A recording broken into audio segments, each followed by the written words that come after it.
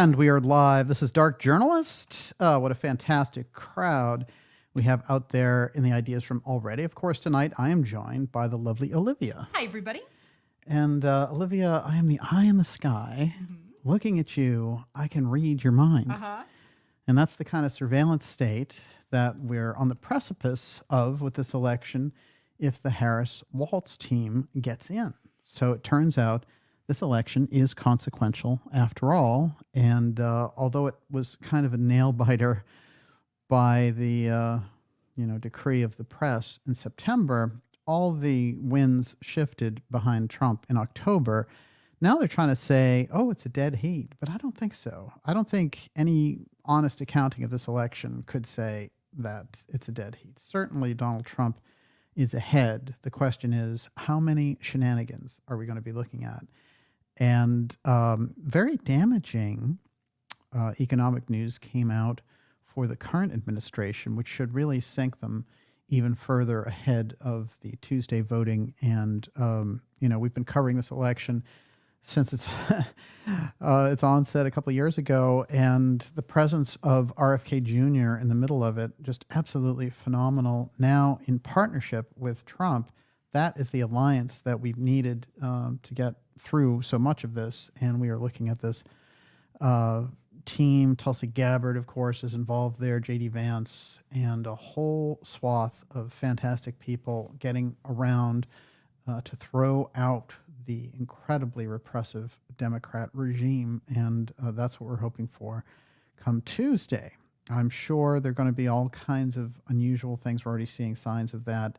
But nonetheless, I still think it's going to be very hard to play it because I feel like they're substantially behind. I have some very important things to cover tonight about this program I'm revealing, the Melchizedek UFO file. We're going to get into it, and it is groundbreaking. Now, I want to say on this program, I've revealed things like the Blue UFO program, which I revealed it originally in March of 2023, then did a whole documentary on it in November of 2023, and put that out.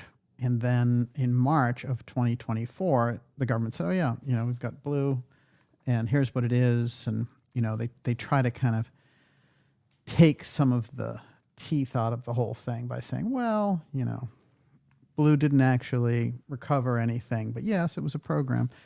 Well, we put it on the record. We put a number of things on the record, and in that sense, we've been ahead of the curve. And instead of that being some kind of a victory lap or whatever, what I want it to do is to give us that confidence going forward that as they roll out false CIA, NSA, NRO programs for manipulating the public, including Immaculate Constellation, which is one of the dumbest things I've ever heard in my life. And I feel bad for Schellenberger. Of course, they're doing all the hearings on that on November 13th. That's going to be a circus. And it's a joke. And I'll show you why it's a joke. And the principal person that they have involved made a serious faux pas this week. And that is Lou Elizondo, who we've covered on this program, a CIA counterintelligence agent pushing a false UFO threat narrative for years, failing in public, lying in public, pushing narratives, and originally rolled out by the whole CIA to the Stars Academy crowd. And Jim Semivan setting that whole thing up, and Semivan being at the highest level of the CIA directorate. I mean, top guy. So, you're not dealing with just the low-level thing in terms of setting it up.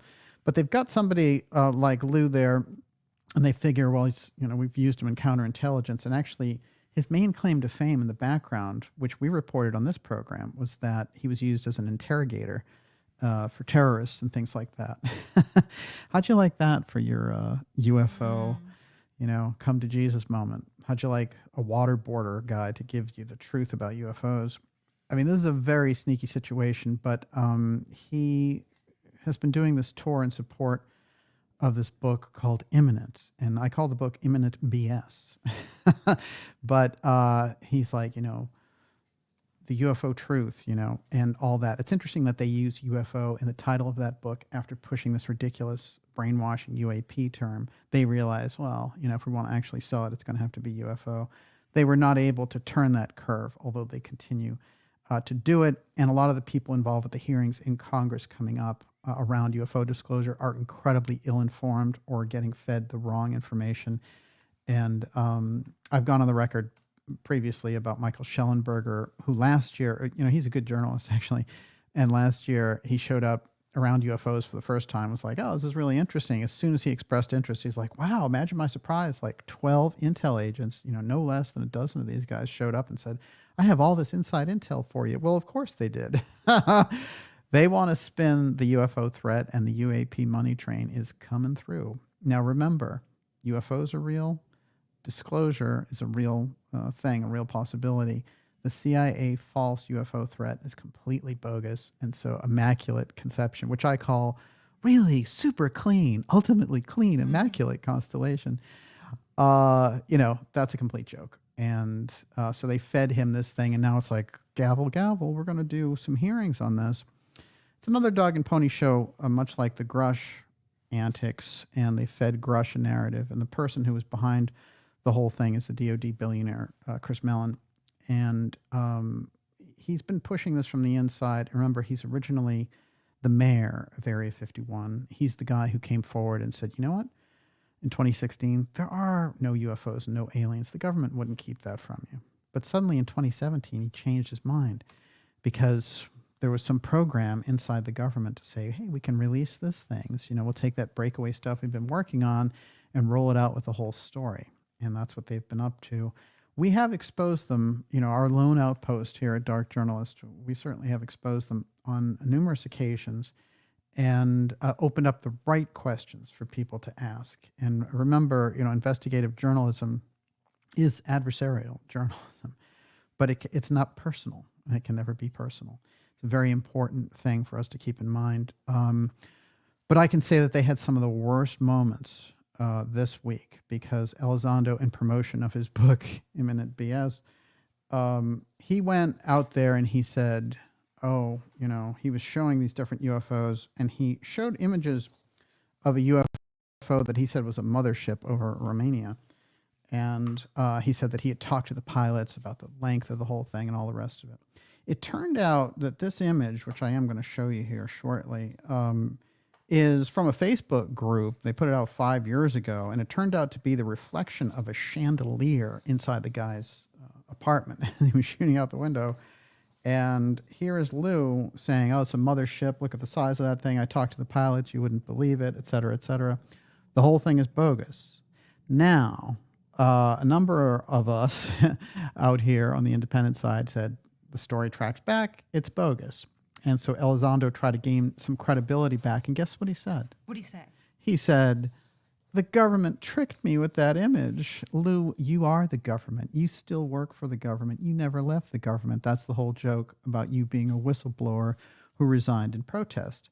I revealed in this program on multiple occasions since 2019, 2018, that you never left the government. You've always been working for the government, and you've always been under the tutelage of the CIA or the DNI. And that's a fact. It's not even debatable. And when you were confronted dead on with it, finally, someone at The Intercept asked him a real question, which is amazing, because after all the softballs from Dolan and Knapp and all those people, it's a disgrace. Finally, he said, well, yeah, I do work for the government, but it's not what you think. Yeah. Kind of a sleazy excuse there, but what else do you expect? I put on record that he and the activities behind him are being orchestrated by James Clapper, and everyone said, Lou would never work for Clapper, blah, blah, blah. I said, he says in his own bio that he worked for Clapper. And then if you want any more proof, that's a shot of Lou with Director of National Intelligence Clapper, who, as we know, was cited in Congress and the Senate for lying to Congress and the Senate. He's behind the UFO threat along with Chris Mellon and the other guys.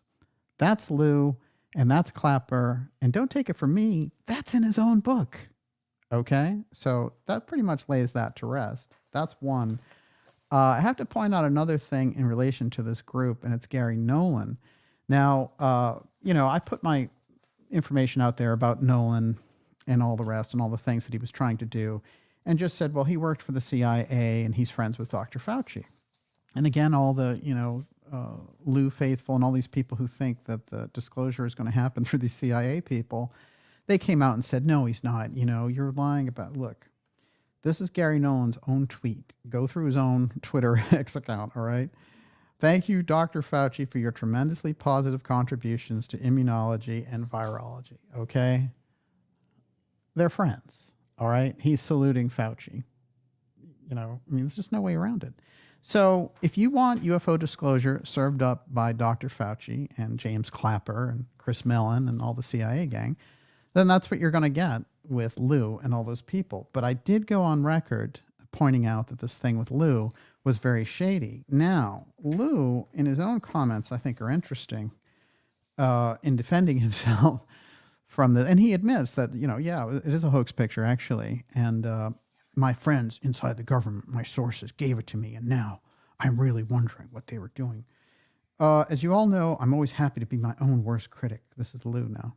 A photo that was provided to me by a friend in government, yes, a couple of years ago, was presented by me 2 days ago at our engagement in Philadelphia. Looks like we can put this one to bed. Yeah, except that you said that you talked to the pilots and they told you all about it. Well, that was a lie. So that's the first lie. Apparently, the second lie is that somebody in government gave this to you. You floated it out there, and, it's interesting because we have to remember that Mellon himself, we have to track this too, why they like putting out false stuff as real, because we know they have access to the real thing, but they don't want to show any of that. But they do want all the accolades of having shown it without actually having done it.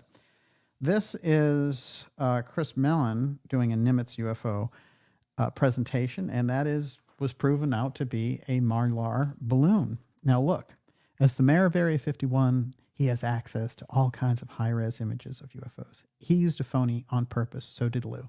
That shows the kind of contempt that the intel community has for average people in relation to this. Let's get real, all right? This is a phony, fake, completely false CIA operation to create a UFO file threat that does not exist. And they're taking the real genuine interest and the real genuine UFO file, which totally exists, as we've done on this program, goes all the way back through researchers in the 1940s and 50s. They've been tracking it. These guys came along and decided, after denying it for years and pretending it was them trying out, their own advanced stuff. Oh, UFOs, that was just us. Instead, what happened, and it's quite interesting, is they decided, oh, we're going to hop on this and we're going to do this whole UAP train. And it's been very frantic effort on their behalf and sloppy. 7 years of this nonsense. And we have unmasked them over and over again.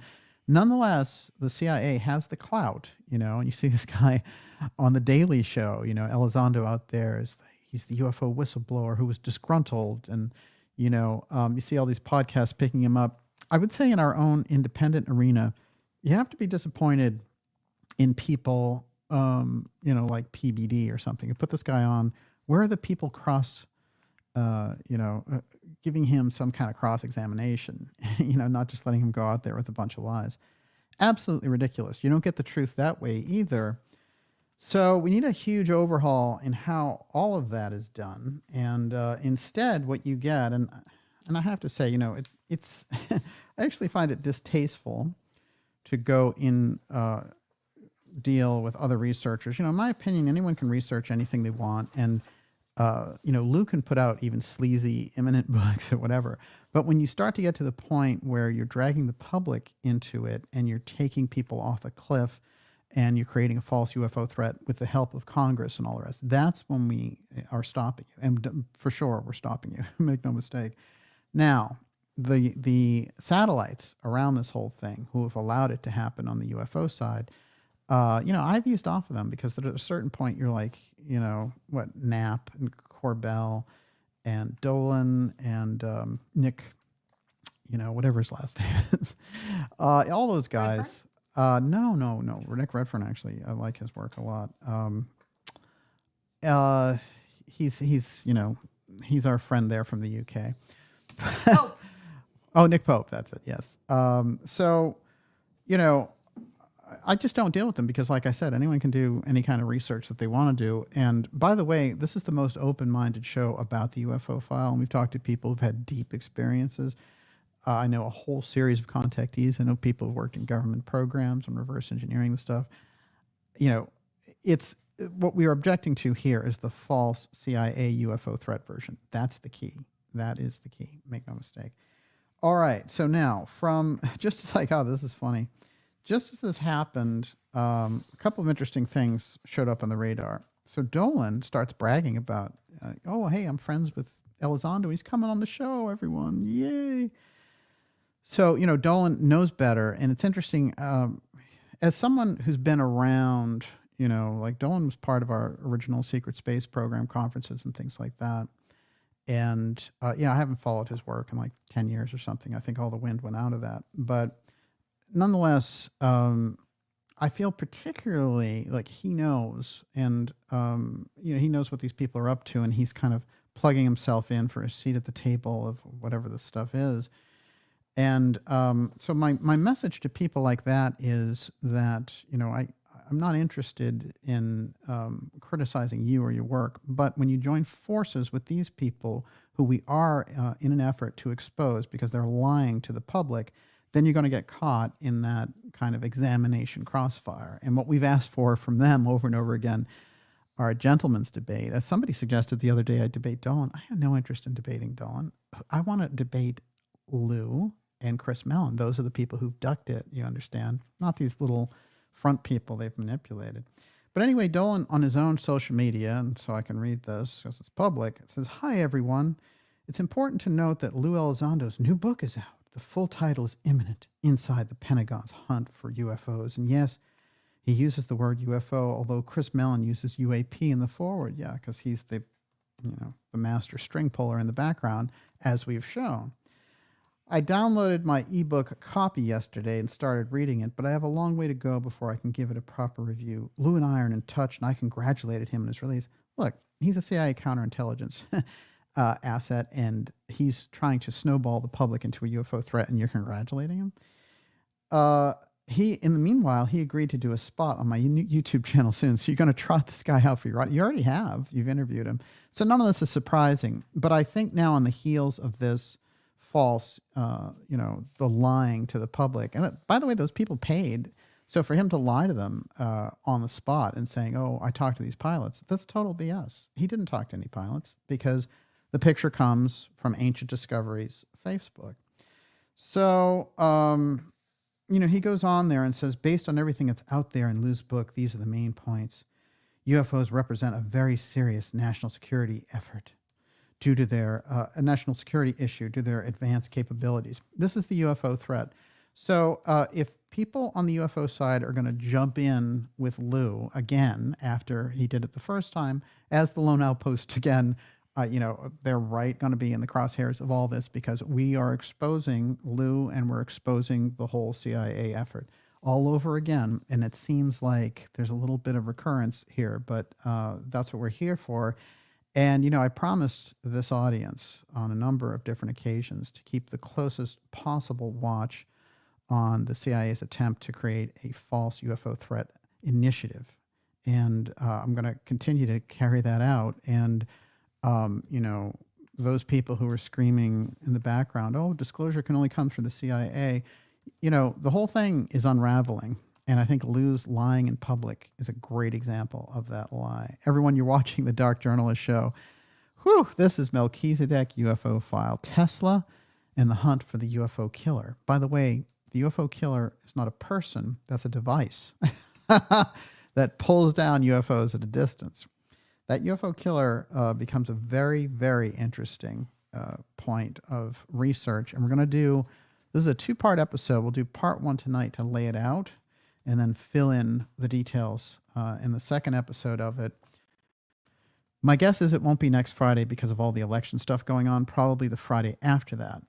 By the way, November is going to top off with an incredible, and I mean incredible, documentary that we have coming out for you on November 22nd, which is the 61st anniversary of the JFK assassination. And we've been working very hard on this with the production team. I have put more revelations into this concerning the UFO file and President Kennedy's assassination. There's big, big pieces in here. I'm going to put it out there live on the 22nd. Let's see how long they let us keep it up. But we've put a lot in there, and you guys deserve it. That's a date you want to mark in your calendar now. And what's nice about this November is that, usually the Kennedy assassination comes up during Thanksgiving. And so it kind of gets lost in the mix of people traveling and all this other stuff. Well, through some opening in the universe, Thanksgiving happens the following week this time. And the actual JFK assassination took place on a Friday.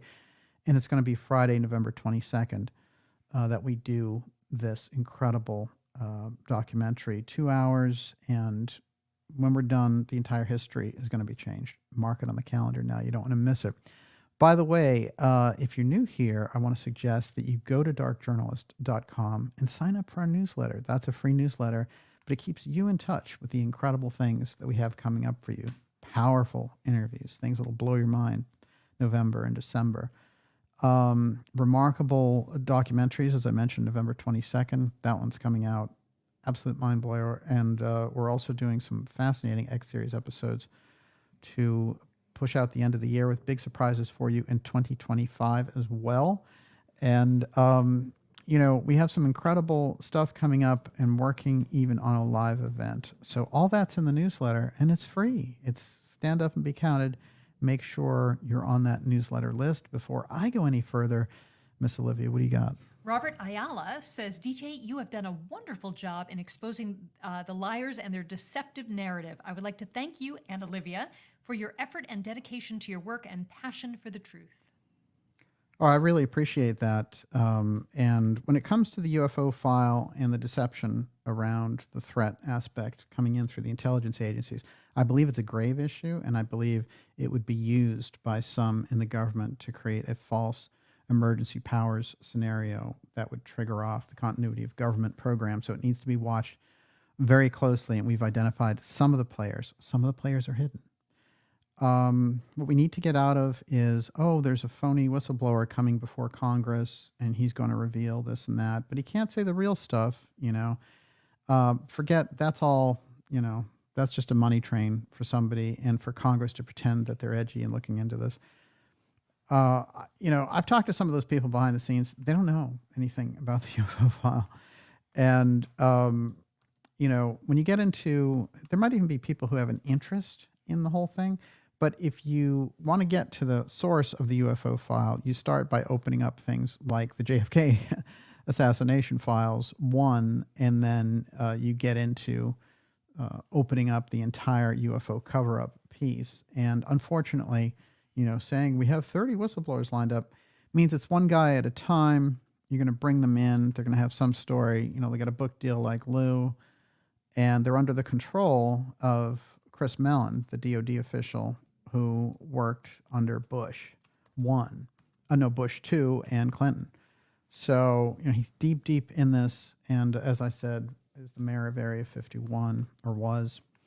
So that's the last people that we want involved in UFO disclosure. And that's the thing. I don't even think you can get true government disclosure on this. But what you can get is an incredibly revitalized field going into the real thing.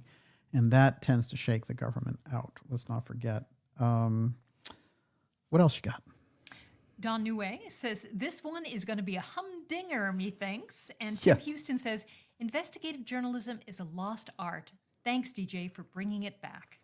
Oh, I really appreciate that. Fantastic. We're going to, when we deliver the information for November, nothing is going to be the same. I can tell you that in relation to the secret UFO program and historical, major historical deep events like the Kennedy assassination. Once the documentary airs on November 22nd, it's, no holds barred. Tonight, we are opening up the program called Melchizedek, and that is the hunt for the UFO file killer. Melchizedek is very interesting. Of course, it's the name of this incredible prophet figure in the Bible. And I followed that very, very closely through the years because of the work of Edgar Cayce. Now, Edgar Cayce has told us that Melchizedek was actually an incarnation of Christ, somewhere along the line, setting up his incarnation as Jesus. But in any case, Melchizedek is certainly an unusual individual. He is known as the King of Salem, and he's there with Abraham early on. And I have some quotes about who he is. One of the interesting things that I find after Melchizedek is that whenever someone becomes a prophet, they are after the order of Melchizedek. So he sets the tone there for the mystery schools. And, we get a number of secret Jewish mysticism, and a number of things flow directly from that, like the Kabbalah, etc. One of the things we can say about Melchizedek is that the name basically translates to the King of Righteousness. And it's interesting because the same type of name is attributed to Belial, except he is the King of Wickedness. And Belial, of course, the major figure in Edgar Cayce's Chronicle of Atlantis, as the force there, the Belial group, who imitates the Amelius group, who's trying to use the early advanced Atlantean technology for a high purpose. And, they're training their priestesses and things to use it to communicate with the saintly realm. And the two-eye stone technology is hijacked by the Belial group in the Cayce narrative, and eventually is used to take down Atlantis by its overuse and by their aggressive activity. The equivalent of if we were dropping all these nuclear bombs everywhere. But the two-eye stone was a worldwide grid that Cayce describes, and it's very interesting because Cayce himself has some things in common with our friend Melchizedek, and I'm going to get into those. In a previous incarnation, he is the priest Rata. Now, Melchizedek, it's noted in the Bible, he is without mother or father, and when it comes time for him to leave this earth, he just goes off into a cloud of glory. There's no death ritual, there's nothing. Now, there's a few characters in the Bible that this happens to. Elijah certainly is one of them, who goes off in a chariot of fire. And there's the whole Elisha, watching the whole thing. And then we also have Moses, who's, Moses was not, for God took him, and all this kind of stuff. It's very interesting. They're suggesting a change of reality that takes place with these people, where they don't experience regular death as a mortal human would. Melchizedek is an early edition of this. But if you go into the Cayce readings, when he talks about Rata, who has an awful lot in common with Melchizedek, this is the Egyptian priest who sets up the Atlanteans in, Giza, and deposits the Hall of Records beneath the Sphinx. This is Rata, who is, according to the Cayce readings, without father or mother, and he is his mother is daughter of Zu, but he is without a human father. I guess we should say it that way. And the whole Zu thing, ZU, is quite interesting as well. They are born after a different kind of lineage. They're sent in here to kind of uplift. And it's also interesting because there's a piece of the Melchizedek name, when you look at the original Hebrew for it, El is in there, suggesting he was Elohim. So what we can understand about Elohim is they're basically sons of God who take on, the mortal body in order to lead the culture forward. And the Elohim are very interesting because they have an interesting relationship here with everyone else. And there's a suggestion in the Bible that some of them went off the edge and got mixed up with becoming human too fully and became super materialists, and that, the sons of God and the daughters of men part in early Genesis is a reference to that. And what does it say in the Bible? They begat giants. Well, how would you get the Elohim having carnal relations with human women, and then giants being the result of that. And then the giants are a real problem. As a matter of fact, by the time you get to David in the Bible, there's still this remnant. There's Goliath, and there's this whole holdover of giants. But what Casey says in general is that during the tilt of the earth and the destruction of Atlantis, basically most of the giants went out, that we didn't have them as part of our lineage anymore. But nonetheless, there's a very strange echo back there about these Elohim being involved with us. So that brings us to the use of the name. Somehow Melchizedek became the name of this project inside the national security state during the Cold War. And the idea was there's somebody out there who has the technology to pull down UFOs at a distance. So you're sitting somewhere in Hawaii, whatever, you press a button and you knock down this thing that's over New Zealand. This became kind of a singular fascination.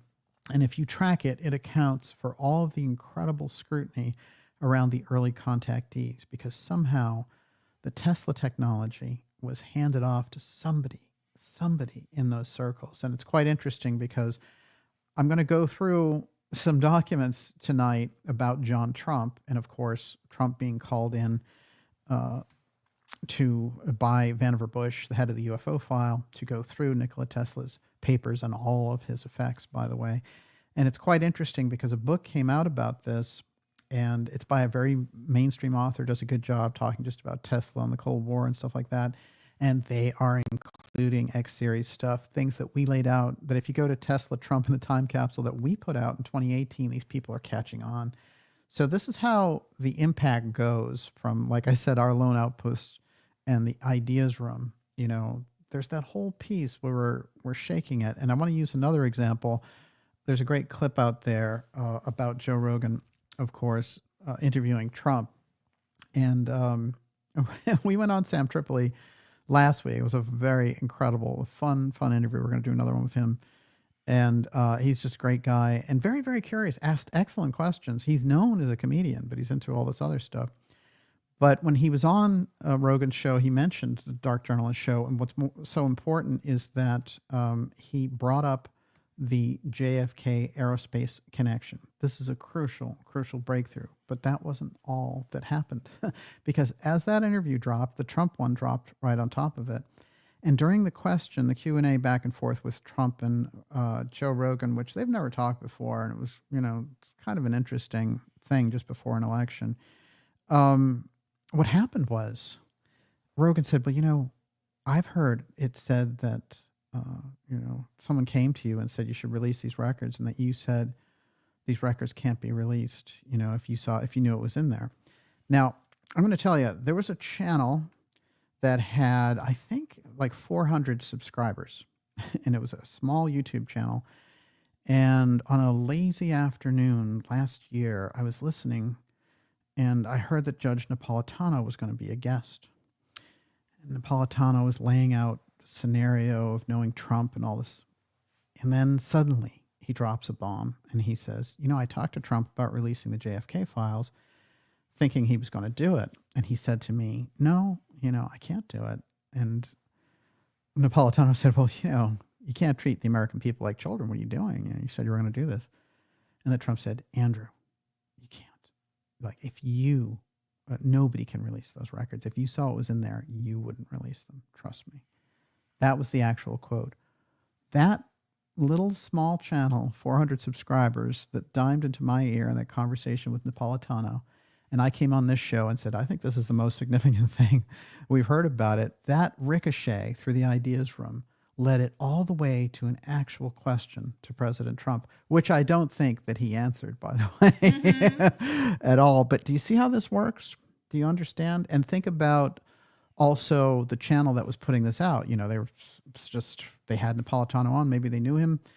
And, it was a small channel, but you see how things happen on all sorts of levels, and how you have that impact and have that effect because of the flow of information.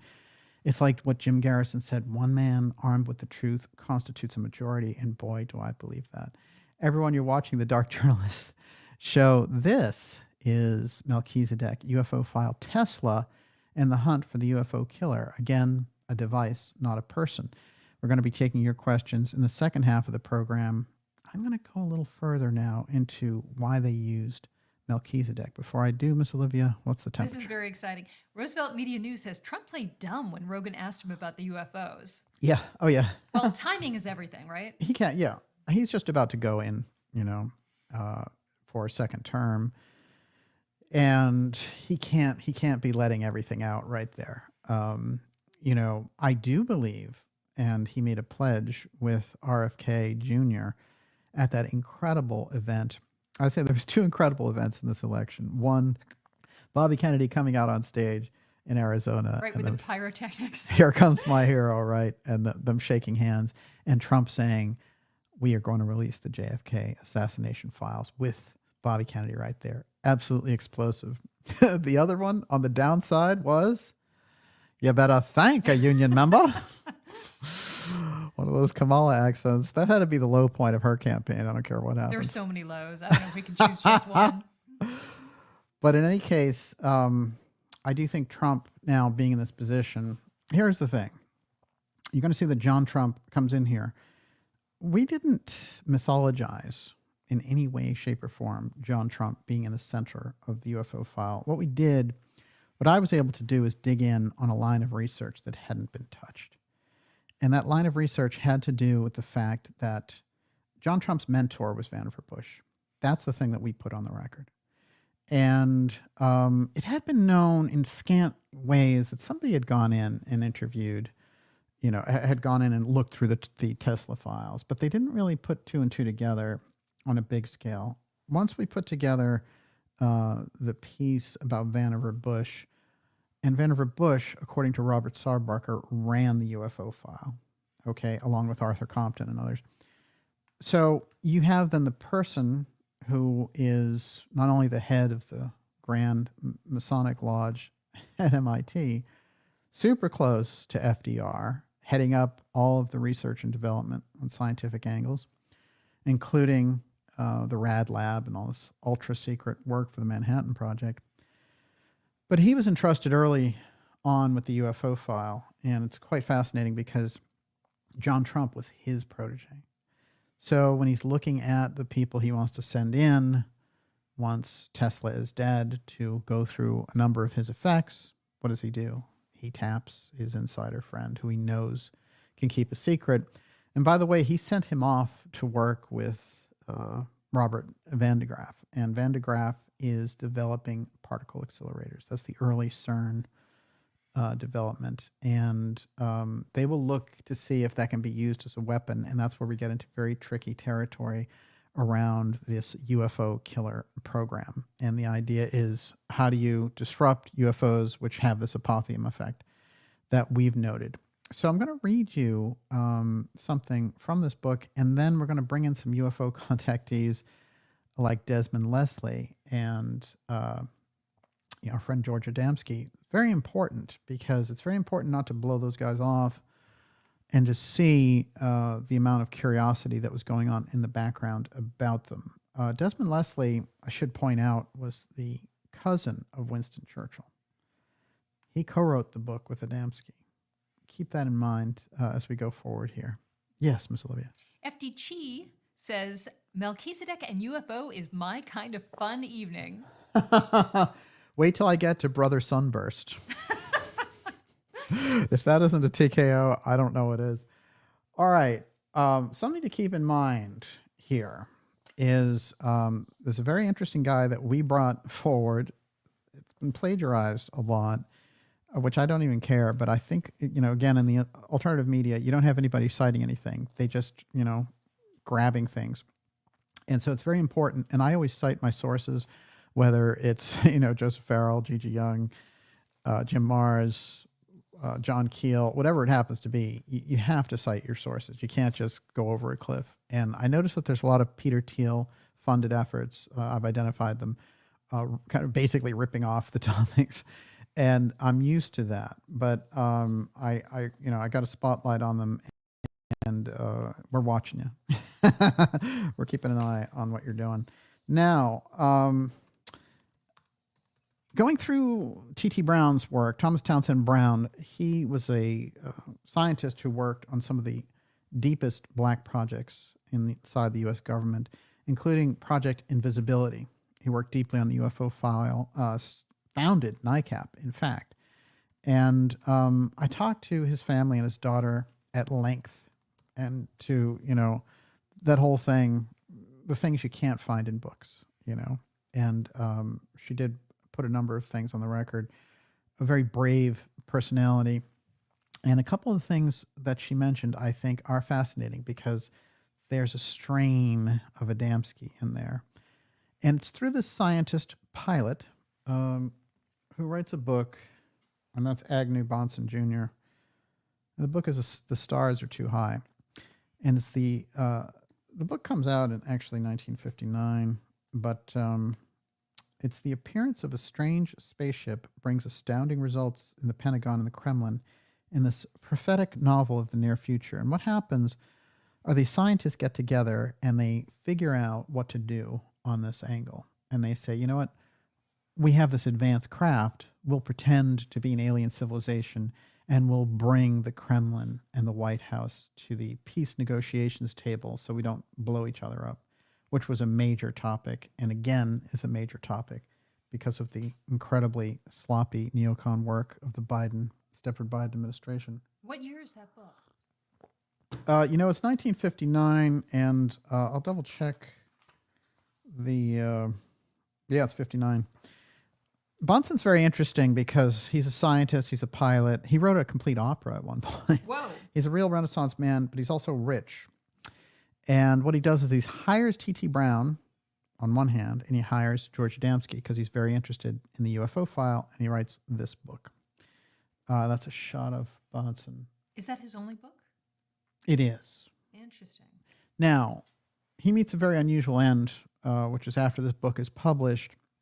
Within 2 years, his plane goes down off Mexico, and that's the end of Agnew Bonson. But he brought something very special forward. One of the things that he brought forward from his lab is a picture. And this picture is quite unique. It is one of the Adamski craft, but it's in a tube. So is this something that he had T.T. Brown redeveloping based on, what he was hearing and based on the testimony of our friend Adamski? Something very strange about this, and it's sitting in oil.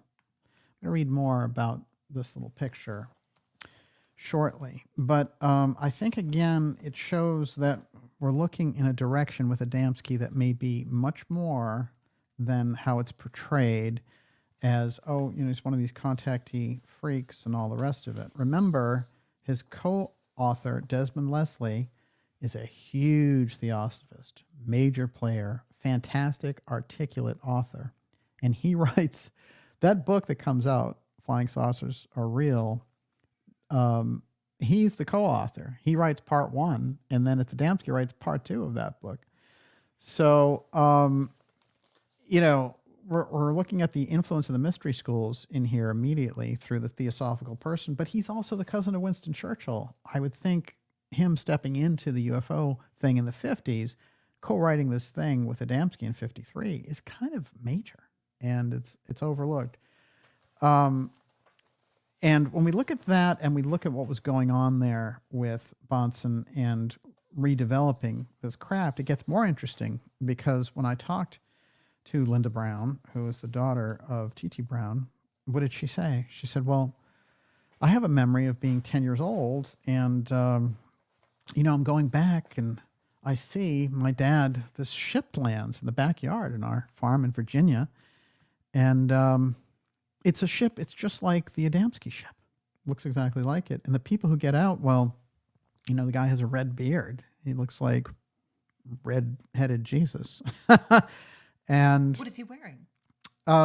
He basically has something that looks like a robe on, and he is talking extensively with her dad. And her dad kind of shoos her back into the house and says, you don't have to have anything to do with this.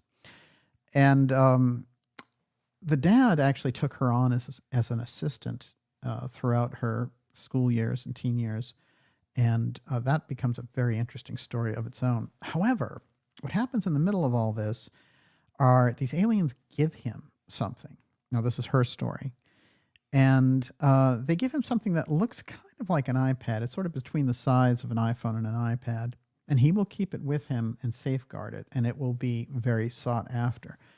And it's quite interesting the way she told it to me. This can't be, emphasized enough, that the person who was pressuring T.T. Brown on his deathbed to give it up was Hal Puthoff, who, as we know, shows up around this whole false UFO push. He was involved with the CIA and the remote viewing program with Russell Targ, and Targ did a great many things to bring forward this awareness around the remote viewing. We've had him on the program. We're going to get him back. And he's not buying any of this alien BS UFO threat stuff from Lou. Let me tell you, he knows the CIA operations very well, better than anybody. And he knew that the Tic Tac was a total fraud on the public. Now, it's quite interesting because T.T. Brown calls Linda over to his deathbed and says, pointing through the hospital glass, he says, "See that guy over there?" And I'm not saying this, to kind of, make Hal Puthoff look like an evil person. But in terms of his position in all this, certainly T.T. Brown was pointing out something, because what he says is, never talk to that person and don't reveal anything to them. That tells you a lot about the split between X-Share and X-Protect deep inside that system. There are people who are trying to please X-Protect. That's where the money is. That's where the power is. And the X-Share people end up very often getting persecuted. Somewhere as we go through the X-Share, X-Protect group, we show up at this Melchizedek project, and it goes into what they said initially from the FBI when they were talking to John Trump when he was going to go through the effects, both in the hotel and through these storage spaces of Nikola Tesla, the incredible inventor who gave us alternating current and whose work was remarkably suppressed, and who always promised, there's more, I've got more here, I'm trying to bring it out to you, and who famously not only saw a satellite in space in 1899, but heard a remarkable sequence, radio sequence that counted out in response to him. So he was communicating with something. I'm going to read his quote on that tonight as well. But what they say to him, and it's very interesting because very often people have said, well, they wanted to know if he had a weapon that was going on in there and in his work, and that's what the FBI was after. Well, if you actually go into, I have 13 hours of John Trump's interviews at the end of his life, giving all the information. He talks all about it when he's questioned about it. And one of the interesting things that he says is what they were really curious about is something that would take flying objects down at a distance. As I mentioned when we started the program, there's a UFO flying over the UK, you're in America, you press a button, it goes down. This was what they were looking for. This somehow existed inside of Tesla's papers. This was the thing that they were after. And by the way, he notes that when they get to the hotel and they go to open the room and do these other things, that the FBI agents run for cover as soon as he opens things because they think it's going to explode. They're in a weird state. They've been doing a lot of surveillance on Tesla, and they don't know what to expect. Tesla dies on January 7th, 1943, and when he comes over here, he works for Thomas Edison, and Edison kind of plagiarizes some of his stuff. But when it gets around to alternating current, which we rely on a regular basis, it's very interesting how Tesla describes how he got this message in the first place. He said he realized as he was walking through the park, he heard this refrain of Goethe in his head that comes from Faust. And it was a little thing about cycles repeating again and again. And he said, of course, again and again, that's how you do alternating current. And he sat down and he created inside of this park with an umbrella, the entire formula for the thing. And there's a friend who was with him who observed it all. So it's very interesting because Goethe, he's plugged in. And I really wonder if this wasn't left there on purpose to open up. But isn't it interesting? Poetry opened up alternating current for us. So he gave us so many incredible inventions, of course. And through Wardenclyffe, he had this idea of they said, can you set up wireless communications and all this stuff? And then he comes up after they set him off to this task, including J.P. Morgan and others. He comes up with this tower, and I have a shot of it here. And one of the things that happens in this tower is he says, oh, not only can I do communications, I can do power. And I can have you sending wireless power all over the earth so that anyone gets it. You won't have any more heating problems and all kinds of things along this line. So they're like, oh, wait a minute, yeah, we'll keep that invention just tucked away over here. Our whole thing is about oil. What do you think you're doing? And this sets off a lifelong chain where at times he's forced to live really hand to mouth. And it's an incredible suppression of his remarkable work. And I think over and over again, he was sabotaged. There's a classic thing that happens as well when he's speaking with another scientist. He says, well, this is how you set off an earthquake. And he gets dared to do it by the scientific group. And he does it. He sets off an earthquake in Manhattan in 1903. And so that technology, we talk about weather modification technology, earthquake causing technology, and the things that they were testing out in Antarctica, apparently, that stuff's been with us for over 100 years. Think about it. The level that the breakaway sits on, quite remarkable. And we're going to see just why they were in such a hunt for the UFO Killer program. Everyone, you're watching the Dark Journalist show. This is Melchizedek UFO File, Tesla and the hunt for the UFO Killer. We're going to be taking your questions in part 2 here. And I do want to say that the Melchizedek file, it's been hinted at. When I've looked for threads on it, I have found that this is the name that they used. Just like I found blue, and like I've found other things, like the close relationship between Nixon and Trump. And those things are available if you know where to look. And if you have also some luck, which I think we've had some luck on this show. But I will say this, that Melchizedek is, this is the real thing. The Immaculate Constellation thing is a false CIA program to bring you false whistleblowers. The Melchizedek thing, we can track back, and it's going to open up just like the Blue program opened up. That's how you get into those secret operations. Yeah, what do you got, Miss Olivia? Short Order Cook 1 says, did you know that Tesla has a muse, a pigeon who lived in the park who would walk with Tesla and he would talk to? He called her Esmeralda. Yeah, he had all kinds of very unique habits, including laying out his silverware, and he would lay them out in threes. So he'd have 3 forks, and he would always eat alone. And, it's a lot of very interesting, hyper aware, energetic qualities around a guy who basically, seemed very much like an alien on Earth, as it were. One thing I want to go back and read again about Melchizedek, the biblical feature, and why that name was adopted. We have to go back to the whys. The Dead Sea Scrolls, of course, were discovered in Qumran in a cave in the West Bank as this Dead Sea Scroll wave came out the same year as the UFO wave. That's 1947. It's 2 years after Edgar Cayce died. But Cayce talked all about the Essenes and the mystical group that groomed Jesus for his role as Christ. And John the Baptist was part of the group as well, and that they studied astrology, numerology. And he went into such detail on it. And a lot of religious people came to him and said, well, you're including women in the Essenes. The Jews didn't do that. And, in the readings, he's like, oh, yeah, they had women in the Essenes, but the Essenes weren't like part of the Pharisees. They were a mystical group out in the desert, and they were, the whole purpose of them was kind of like the school of the prophets from Elijah. The term Essene actually means expectancy, according to Cayce. But he's talking all about this, and then they open up these Dead Sea Scrolls in 1947, and lo and behold, there are women quoted throughout there. There were women as part of the Essenes. Casey had it absolutely nailed before anyone even knew. So here's just a little taste of this.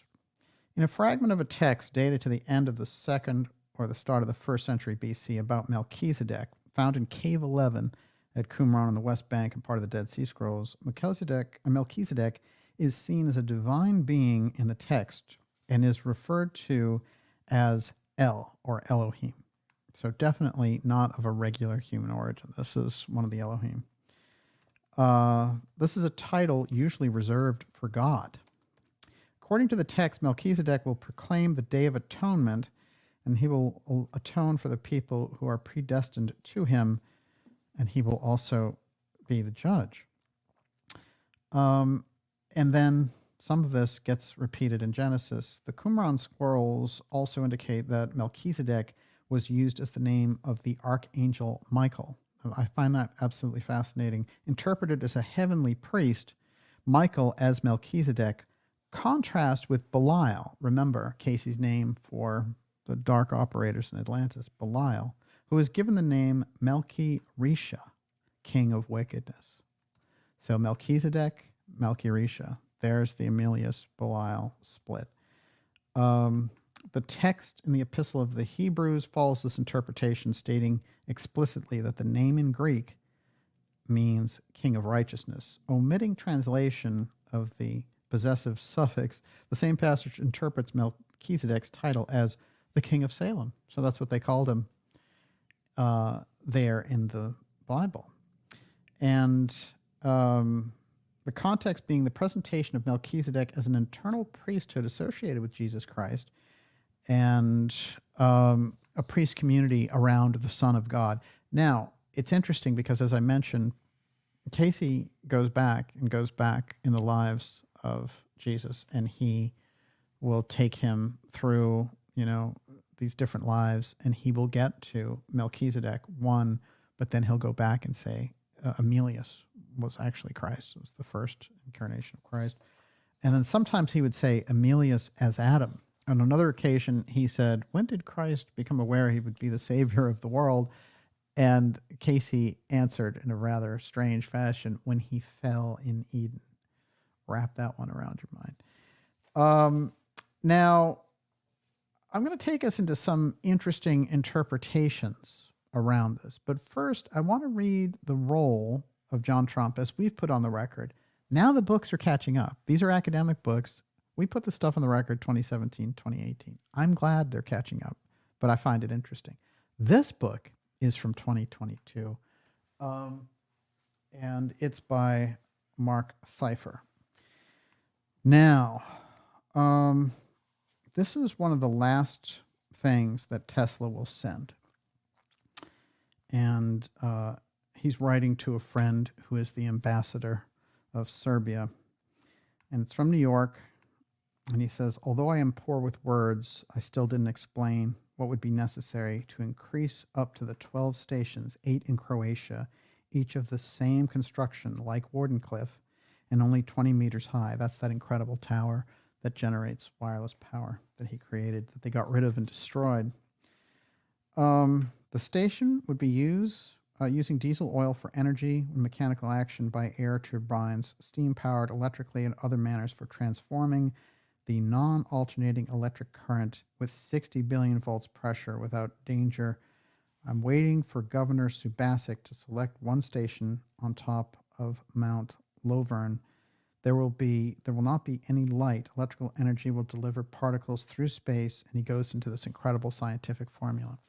And what he's trying to do is help these various countries defend themselves with a wall, kind of like the Star Wars idea of SDI. It was a shield over the United States. And he's saying, here's Hitler coming in, and here are the Nazis coming in, and they're invading all these places in Europe. And he's saying, I can develop this thing for you.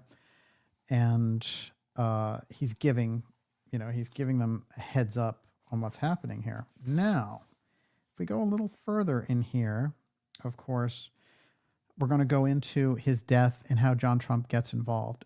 at first, it's almost like they didn't quite know what was going on. And then when we get to the real denouement, they certainly have figured it out. All right, when Tesla's body was discovered on January 7th, 1943, management from the Hotel New Yorker alerted Tesla's nephew, Safa Kozanovich, ambassador from Yugoslavia, and in turn he notified Tesla acolyte Kenneth Sweezy and George Clark, who ran a research lab at RCA, along with Hugo Gernsback, editor-in-chief of a variety of science fiction publications, as Gernsback ran off to get materials to create a death mask. Kosanovich, Sweezy, and Clark entered Tesla's apartment, supposedly in association with two managers from the hotel, who in fact were military intelligence people, including Ralph Doty and Army Private Blois Fitzgerald. You might wonder about that Doty name. Well, he's not related to Richard Doty, but it is certainly interesting. Noticing that Tesla owned a sizable safe, Kosanovich contacted a locksmith who successfully picked the lock and then changed the combination, giving Kosanovich the key, looking for a will, which turned out not to exist. So they go on from here, and then they start to talk about who should go in and inspect this. And they said they also noticed Tesla's Edison medal was there, and it was at the Hotel Governor Clinton where they found this safety deposit box. Tesla claimed the prototype of his particle beam weapon was being housed there at the hotel. Other keys presumably were to other safety deposit boxes. Tesla owed the hotel $2,000 in back rent, and the Hotel New Yorker had a massive bank of safety deposit boxes on the main floor. Although the FBI had been following Tesla for several years, it was determined that Tesla's estate fell under the auspices of the Office of Alien Affairs. Kosanovich was a foreigner, and that was the rationale. So they did this for a reason, too. It gave them more clout, basically, to go in there and say, this isn't a legal action from the FBI. This is the office of, people who are in this country. And it's very interesting because it turns out that Wild Bill Donovan is involved in this whole process as well, and he will become, the main driver of the OSS, which becomes the foundation of the CIA. So you have the big players involved in Tesla's death. It's like a major event, and somehow they've been stalking him, and they want to know all about, as I said, John Trump mentioned, this device that takes flying objects down at a distance. Let's go a little further. So then what happens is, as I mentioned, Vannevar Bush says, I know exactly who to send in, my main man, John Trump, Professor Trump, who's with me here at MIT. He's my protege. He knows how to keep secrets. We're going to send him in. And what will happen is the Trump report was explicit for the public in expressing Trump's opinion that though Tesla sold the details of the particle beam weapon to the Soviets, that really there was nothing of military importance in the details of its construction, although the investigation brought to light nothing of value or significance. Now, that's totally false in my opinion, but I think that John Trump was instructed exactly to do this, and I have read his report. It just seems kind of like, a very superficial action, in my opinion. Even though Trump was dismissive of Tesla's invention, exhibits D, F, and Q of his report refer to the highly technical and heretofore underground Tesla treatise written in 1937 called The New Art of Projecting Concentrated Non-Dispersive Energy Through Natural Media. This article, in contradiction to Trump's statement, seemed to offer the promise of describing explicit information for the actual workings of a particle beam weapon. I can't tell you an earthquake of this size that Tesla had, this particle beam weapon. Every country on Earth would have wanted this. And thus, for most of the decade, that is, in my case, from 1976 to 1984, part of my task was to track down the elusive and highly sought-after paper. Okay, so it goes on from there, and certainly we do learn more as we go along. One of the things that I think is significant is we have to remember that Vannevar Bush is involved with MJ-12 and that he's in charge of the UFO file. And then sending in Trump, it means that Trump, John Trump, when he has this nephew later who's big in real estate and interested in politics, and he's sharing things with him. So we have over and over again Trump mentioning through these various, appearances, Uncle John, oh, Uncle John, the things that he taught me, the things he shared with me. He was nuclear before nuclear, and the power and all the rest. As he goes into these things, we start to see a pattern, which is that he seems to be signaling to someone on the table that I have the John Trump technology. And this, I've emphasized this, that not only do I think that Trump has the edge in relation to the UFO file, that is, he can sit across the table from the deep state and understand what that is, which is a big problem for them. Because they don't want anyone on the same level, especially not a president. That was the problem with Kennedy for them. But also there's another problem here, which is he knows about the Tesla X technology. So you've got the Tesla X technology, and then you have this UFO technology, which acts very much, as I said, in this apotheum fashion. They act very much the same way. This is the X tech, and this is the problem inside the national security state. At that time, Tesla was sitting on this and didn't give away much about, he just hinted at what he could do to these different countries, especially in helping them to stop the march of Nazism across Europe. And he went to FDR and said, I can help you construct this death ray. And FDR would go to his different people and say, what do you think of this? And by sending in, I think what they wanted there is they wanted to get Tesla out of the way and just use his information. So by sending in John Trump, they are putting him in the position and saying, hey, we want you to find out what this guy was up to, and we want to reverse engineer his X tech that he was working on. That, of course, is the wireless energy tower that he put together, and which they suppressed heavily from history. That would have solved all the wireless problems back then. He also demonstrated remote control, wireless communications. We didn't need to wait until the 1990s to get that. That's how they decided to do it, because they were determining a kind of social economic ecology. And that is going to bring us into the very unusual case of George Adamski and how he becomes the #1 suspect for the FBI of possessing the Melchizedek device, the UFO killer, as it were. And I'm going to get into how all that works. Everyone, you're watching the Dark Journalist Show. This is Melchizedek UFO file, Tesla, and the hunt for the UFO killers, part 1. And we're going to do the second part. Like I said, I don't think with the election next week we can do it next Friday, but a week from that Friday. And then after that, we're going to have this absolutely mind-blowing documentary set up for you on the JFK anniversary. And so set the date, Friday, November 22nd, 8 p.m. That is going to be a premiere that will change history, and we'll all be there together. Before I go any further, Miss Olivia, what do you got? David Donaway, taking flying objects down at a distance is part of the work of Vannevar Bush and Norbert Wiener.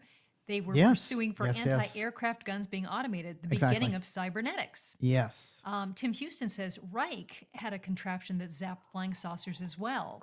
Aha, Reich shows up. Among our souvenirs tonight, we have other candidates for the Melchizedek device, and Reich is certainly one of them. At a certain point, he gets too curious about UFOs, and what do? He's living up there in Maine, and he is kind of remote, living a forest existence. And they go up there, grab his stuff, stick him in prison, and he's dead within a year of a heart attack. And they put him in prison because, one, it's indecent what he's studying. What do you mean indecent? The orgone energy. Okay. That's one. And two, that, he's breached national security protocols, all kinds of nonsense that they threw at Reich. And Reich certainly observed UFOs in action, and he often saw them hanging out in clouds, which is why they often went undetected, according to him.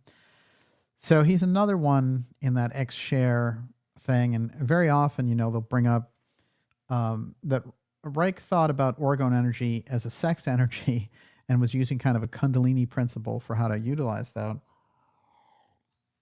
And he's thought of as, what they try to paint him as this lascivious orgy throwing guy, but apparently none of that stuff was involved at all. He was a scientist after all. But the orgone piece, I think, is important when it comes to this. The other people who were concerned about taking things down at a distance and taking the ability to pull down a UFO with a magnetic pull, it will strike you as very interesting. I'm going to get to that third person tonight as well. As I mentioned earlier, if you're new here especially, go to darkjournalist.com and sign up for our newsletter. That's a free newsletter, and it keeps us in touch through all the incredible things that we see going on, the remarkable, and I mean remarkable kinds of censorship that we've been under. It's very difficult even to find a search for Dark Journalist at this point. That is how committed they are. But nonetheless, our conversation here in the Ideas Room ricochets out, and the work cannot be suppressed ultimately. But the best way for us to stay in touch is for you to get on that newsletter list. And basically what will happen is you'll get it once a week.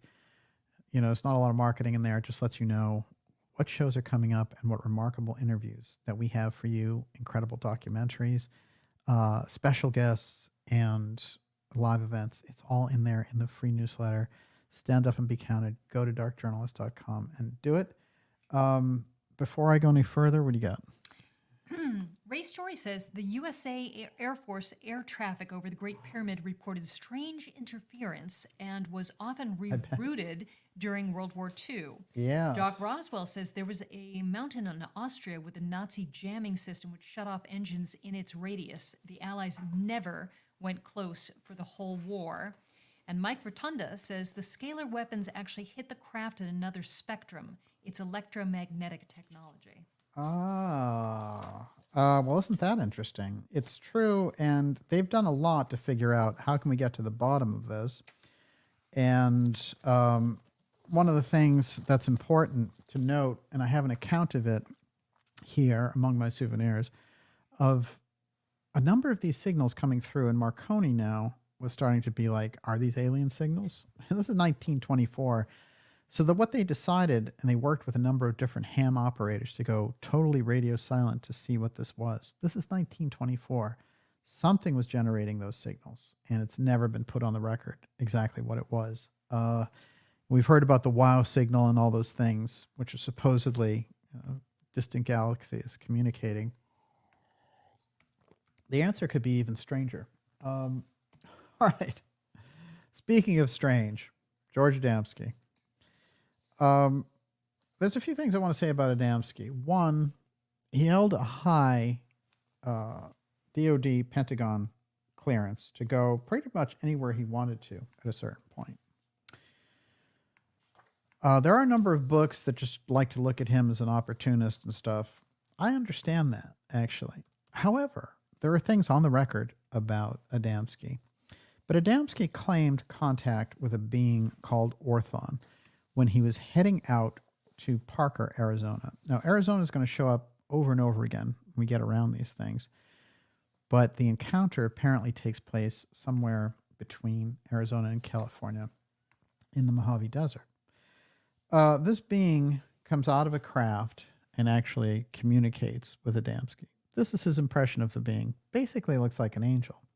Now, what he tells him has to do with, nuclear war and the culture and, whether humanity is ready to know about other cultures. And it's a very interesting thing. What we need to understand about Adamski is that in 1934, almost 20 years before this, he was the head of something called the Royal House of Tibet.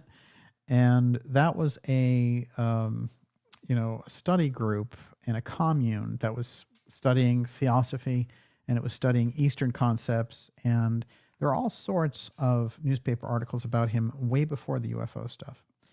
So there's a thing that happens sometime in the 1940s where the theosophical, anthroposophical piece, mysticism, gets merged in with some of the UFO aspects.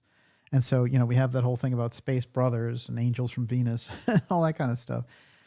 Somehow they were threading this together with some of the earlier mystical teachings from the mystery schools and, theosophy and all the rest of it. As a matter of fact, one of the figures that stands out immediately when you're reading the opening of that book is Madame Blavatsky, who, of course, headed up theosophy in 1875, one of the greatest psychics ever. So Blavatsky and Besant are front and center in Desmond Leslie's opening of Adamski's book. So we have to join that in mind before we go off on the cliff of, oh, here's a UFO hoaxer.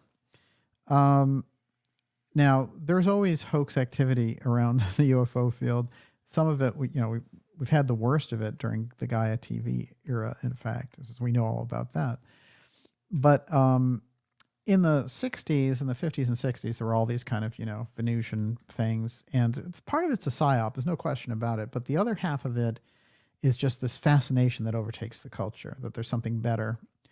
And there seems to be incredible contact situations that could be due to the heightened sense of a nuclear conflict, which if you read national security officials' bios and things like that, and you're going, I'm thinking of President Kennedy's defense secretary, they all felt it was inevitable there was going to be a nuclear exchange. So, it really is only through the great leadership of President Kennedy we avoided that at the most crucial point during the Cuban Missile Crisis.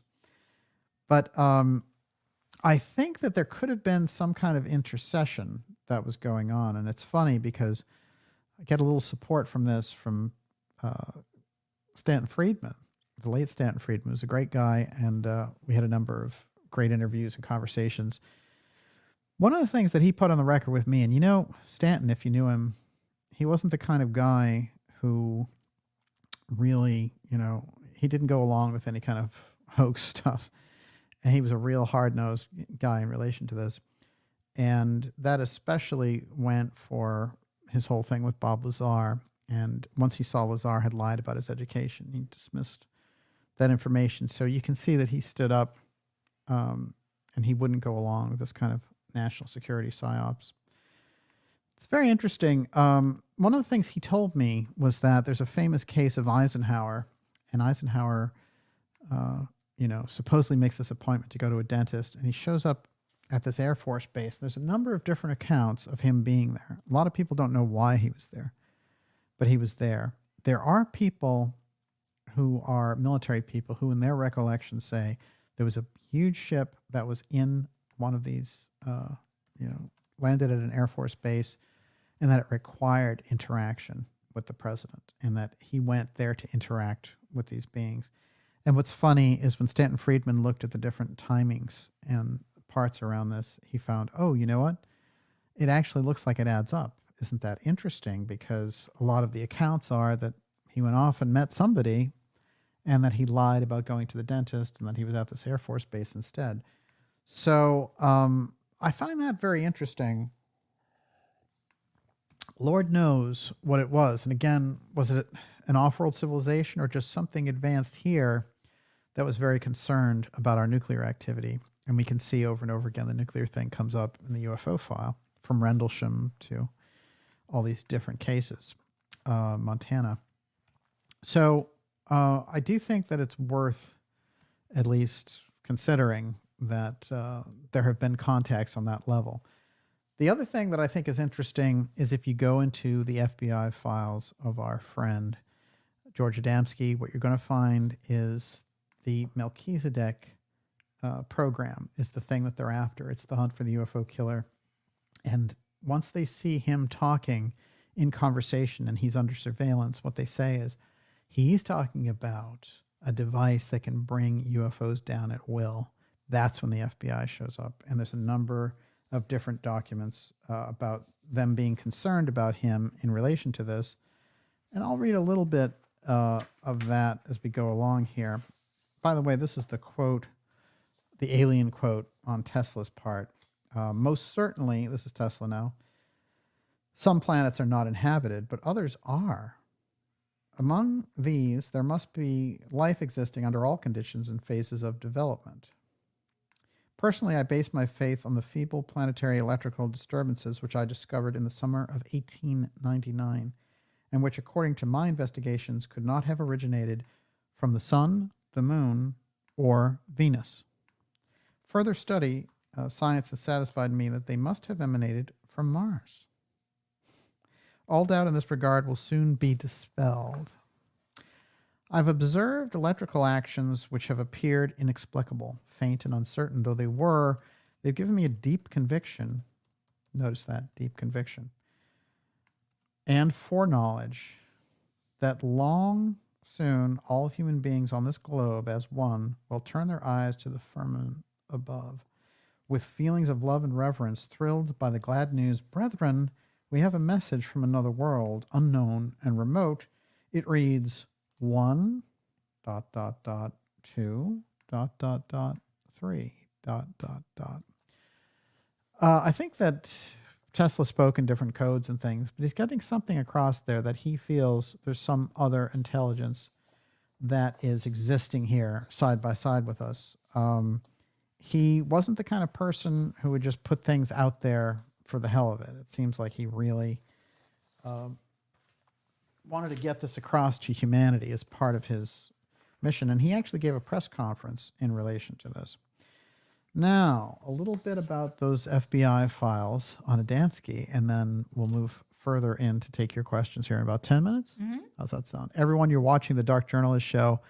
Melchizedek UFO file. This is the name of the program. Tesla and the hunt for the UFO killer. This is part 1, laying out the scenario, and then in part 2, we're going to get into how Melchizedek was used and why they used the name. And I'm going to point to a couple of different UFO authors who stumbled right around the edge of this program, including John Keel, in fact. Before I go any further, what do you got? Mike Rotunda, I don't know if this is true, but I heard UFOs care about nuclear weapons because the radiation goes through all the dimensions or spectrum, so it can affect them. Well, let's think about it. I mean, it's a change. It's a magnitude change on so many different levels for us. And I have no doubt that uranium, as it were, played a role in this original Atlantean technology that took everything out.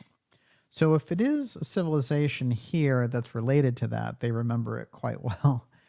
If it's somebody from a local galaxy noticing that this thing has taken place and they sent out a scientific study group, you know, I mean, that would make sense as well.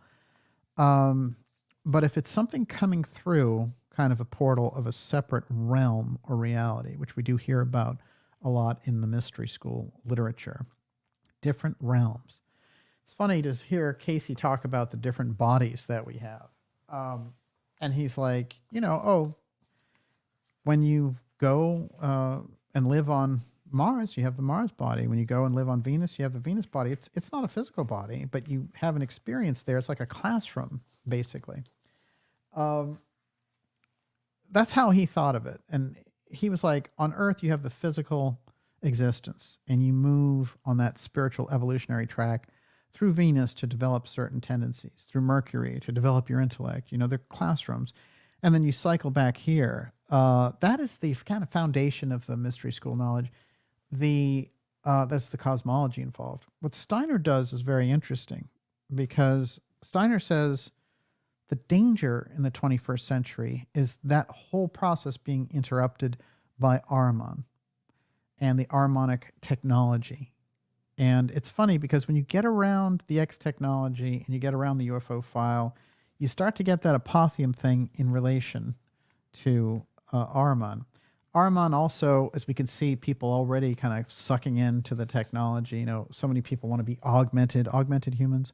You know, we've gotten by for thousands of years without anything like that. So we're in a very crucial period. But it's interesting because if you go into the Casey readings when he's talking about Atlantis, what he says is you are re-experiencing now. These people are coming back in from the Atlantean disaster. They carry all the knowledge with them. And when they reincarnate here, it's not like they're discovering, you know, some new principle. They're re-experiencing what they had in Atlantis. So it is a recurrence of that, and we have to face up again to it. So there's a couple of different angles there. There's the Ahrimanic side that Steiner is pointing out, and there's Casey saying, it's these Atlanteans are back. Certainly there's a force in the 21st century through the technology, as Steiner predicted, that's trying to split you off from your spiritual life and just say, I'm a scientific product and there's nothing spiritual about me, right? That's what they're trying to get you to say. When, of course, nothing could be further from the truth. And this is important as well, because so much of the transhumanism is about that. We're sitting right in the heart of it. So it's very interesting because, I might refer to something in 1875 and somebody might think, well, it's 150 years ago. How could it really impact what's going on now? Apparently, if you go through that mystery school information, you see that these things are set up and the pattern is there. And if you can track what the pattern is in the first place, you can understand how to unravel. But one of the things I think that's important that Steiner pointed out is that it's not so much to run away from technology. It's to use the technology consciously so that you increase your spiritual scientific understanding. That's the key. That's the thing they're trying to get rid of. And it's funny because when he's looking over at that point where there was the kind of battle in the mystery schools, he goes right into the 1840 period. And it's right after this very young scientific researcher decides, scientific materialism. Anything that can't be weighed or measured doesn't exist. So any aspirations to a soul, you hear this Yuval Harari guy and some of the creeps from the World Economic Forum. And what they try to do is say, well, you're just an animal in this whole thing and machines are going to take over. You're going to merge with machines. They're in a kind of a spiritual psychosis. They've been, it's like a psycho-spiritual process that has backfired. And they've gone crazy with it. And they think of themselves as gods, as we've heard many times before in prophecies and things of this nature. We're definitely living in that period of time. And somehow this information around the UFO file is right at the heart of it. Interestingly enough, the program we're off to tonight is Melchizedek. And of course, Melchizedek doesn't know death because what does he do? He goes off and he goes away with God, right? So, and he's without a human father. So, we're looking at a different order that's being suggested in the religious literature. And that's where I think some big keys are. Yes, Ms. Olivia. Doc Roswell, DJ Greer, interview with Brigadier General Stephen Lufkin, Eisenhower staff, claims he saw, quote, equipment to deal with UFO problem, unquote, at COG sites in D.C. area, AT&T project offices. Maybe Melchizedek tech? Oh, wow. And Bethany Wow. G says, isn't it radar that brought down the UFO in Roswell intentionally? Oh, isn't that interesting? It is true that we're experimenting with a certain kind of radar. Now, we could have been experimenting with that on purpose to pull these things down. Because after all, what they're searching for among the papers of Tesla is in January of 1943. Somewhere along the line in those 4 years, they may have discovered some aspect of it. But there seems to be a crazy hunt through the contactees. I'm going to get to that piece right now, George Adamski, and the FBI attempt to intimidate him to find out where is the UFO killer device. You know where it is. You've talked about it. We bugged you. Where is it? So remember, we're coming out of, and I'll have more on Trump and Tesla with this, but we're coming out of them in this process. John Trump having the Tesla info, it reverberates even in our own election because the man that John Trump fed info about the UFO file and Tesla's tech to is his own nephew. That's the problem. And that's why beyond, he's a loudmouth real estate guy or whatever. No, this is a problem, a deep state problem, because you peel these people off the ceiling because they don't want someone on the same level with them.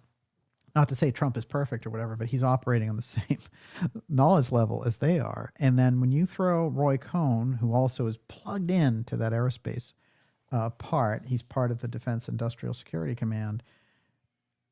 When you throw him in there and he's representing aerospace companies, And then he goes and helps Trump put up Trump Towers, and he shows him where the bodies are buried in the deep state. Let's think about him for a moment. Roy Cohn had been part of the McCarthy hearings. You know, that's before Kennedy. That's before Vietnam. I mean, that's before Nixon. McCarthy hearings. This is how deep this guy is. And he goes through all of these different periods. And for Trump, in some sense, to be his political protege, I think is very, very revealing indeed. Okay, Adamski. George Adamski. By the way, born in Poland, and a very interesting background, of course, a soldier. And then his family moves to California, and he gets very, very deeply involved with different sects about theosophy. Now, I'm still trying to find out if he's part of the Radiance Halcyon group, which I think is one of the big keys to theosophy. And the group that came out of that and the help that they were getting, I think is very interesting, because that creates the whole thing around Silicon Valley. It's a whole scientific purple ray that they're coming out of. The Halcyon group sets up in California to do exactly that. And they produce the Varian brothers. And what do the Varian brothers do? They come up with particle accelerators. That's the foundation of CERN. That's the same stuff that John Trump was working on. So the crisscross there with the mystery knowledge, I think. And specifically, it's worthy as a research project to look into the Master Hilarion. Hilarion. Can you type that in the chat for the ideas room for everyone? Master Hilarion is the master of the purple ray, and it's who the Halcyon Radiance group, Theosophy, who broke away from the Besant branch in California. They're the ones. And the Varian brothers come out of that. Hewlett-Packard comes out of that. Hewlett-Packard is trying to create crystals. They're refining crystals. That's very Atlantean technology they're developing. So we've got this figure of George Adamski in 1934. He's heading up this Royal Tibet House, which is a commune of common spiritual seekers studying theosophy in California. And then in the 1940s, before anyone, he is using a telescope to take pictures of, quote, cigar-shaped UFOs. And you've seen some of these pictures, and who knows if they're real or not. I'm going to tell you an interesting story by a woman who worked at the UN for many years, and she had a whole government background. But at the end of her life, she wrote a biography, and she talked about the time that she met Adamski, because Adamski had access, as I said, on very, very high levels. As a matter of fact, there's a lot of indications that he briefed Eisenhower and Kennedy on the UFO file. So, yeah, you know, did he get over his head? Did he become inflated? And did he have secrets or skeletons in his closet? Maybe. But there still seems to be some foundation there. And it's funny because Desmond Leslie, who co-authored the book with him, said, I never doubted his experiences, in fact. And there's a hardcore figure in the UFO world named Edwin Ruppelt, who set up, you know, did all the deep examinations trying to get through the fog of Blue Book and really get to the core. And he had tremendous confidence in Adamski. And it's interesting. I'm going to read one of his quotes tonight as well. All right.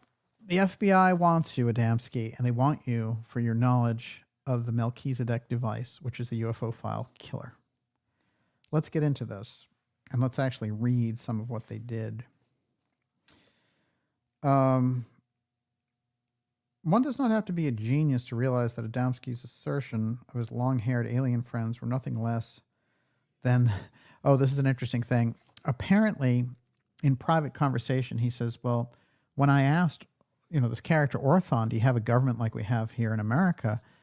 And, you know, he said, no, you know, he talked about it more like a commune thing, and where everybody did the work for everybody else and all that kind of thing. And Adamski sort of muses to himself. He's like, oh, I guess that's more like, you know, how they do it in Russia or whatever. Well, this paints a red flag on him immediately. So they put Adamski under security matter, but I believe because they put him under espionage X, that they're looking for the X technology that Adamski has access to. I'm not saying that he's, I'm not saying he's the one that Tesla got the information to, but he knows where this thing is, apparently. Adamski, during this conversation, made the prediction that Russia will dominate the world and we will have an era of peace for 1,000 years. He stated that the Russians already had an atom bomb and a hydrogen bomb, and that the great earthquake, which was reported behind the Iron Curtain, was actually a hydrogen bomb explosion being tried out by the Russian. Adamski states this earthquake broke seismograph machines, and he added, no normal earthquakes can do that. So he's already highly informed. So what happens was they go into this whole thing, and basically they realize that through their different sources and listening devices, they realize that Adamski has access to this Melchizedek machine. And things got worse for Adamski in January 1953 when the FBI was told that Adamski had in his possession a machine that could draw down flying saucers and airplanes down from the sky. FBI file 1953. Undeniable. What was the same device that was being sought after by John Trump? The FBI, through John Trump, was saying, what we want in those papers is, guess what? We want you to find us the thing that can pull down flying objects at a distance. Well, here, apparently Adamski makes reference to this, or having seen it, and they're all over him. FBI agents show up all over the place. So he had in his possession a machine, the FBI was told, that could draw down flying saucers and airplanes from the sky. One can only imagine the consternation running throughout the corridors of power when this bit of gossip surfaced. Not only was Adamski a devotee of commies, he was now a potential threat to the airline industry, too. Although Adamski championed the idea that Russia will dominate the world, and then we will then have an era of peace, he did express some concern that about this aircraft destroying machine and how it would be used against American airplanes.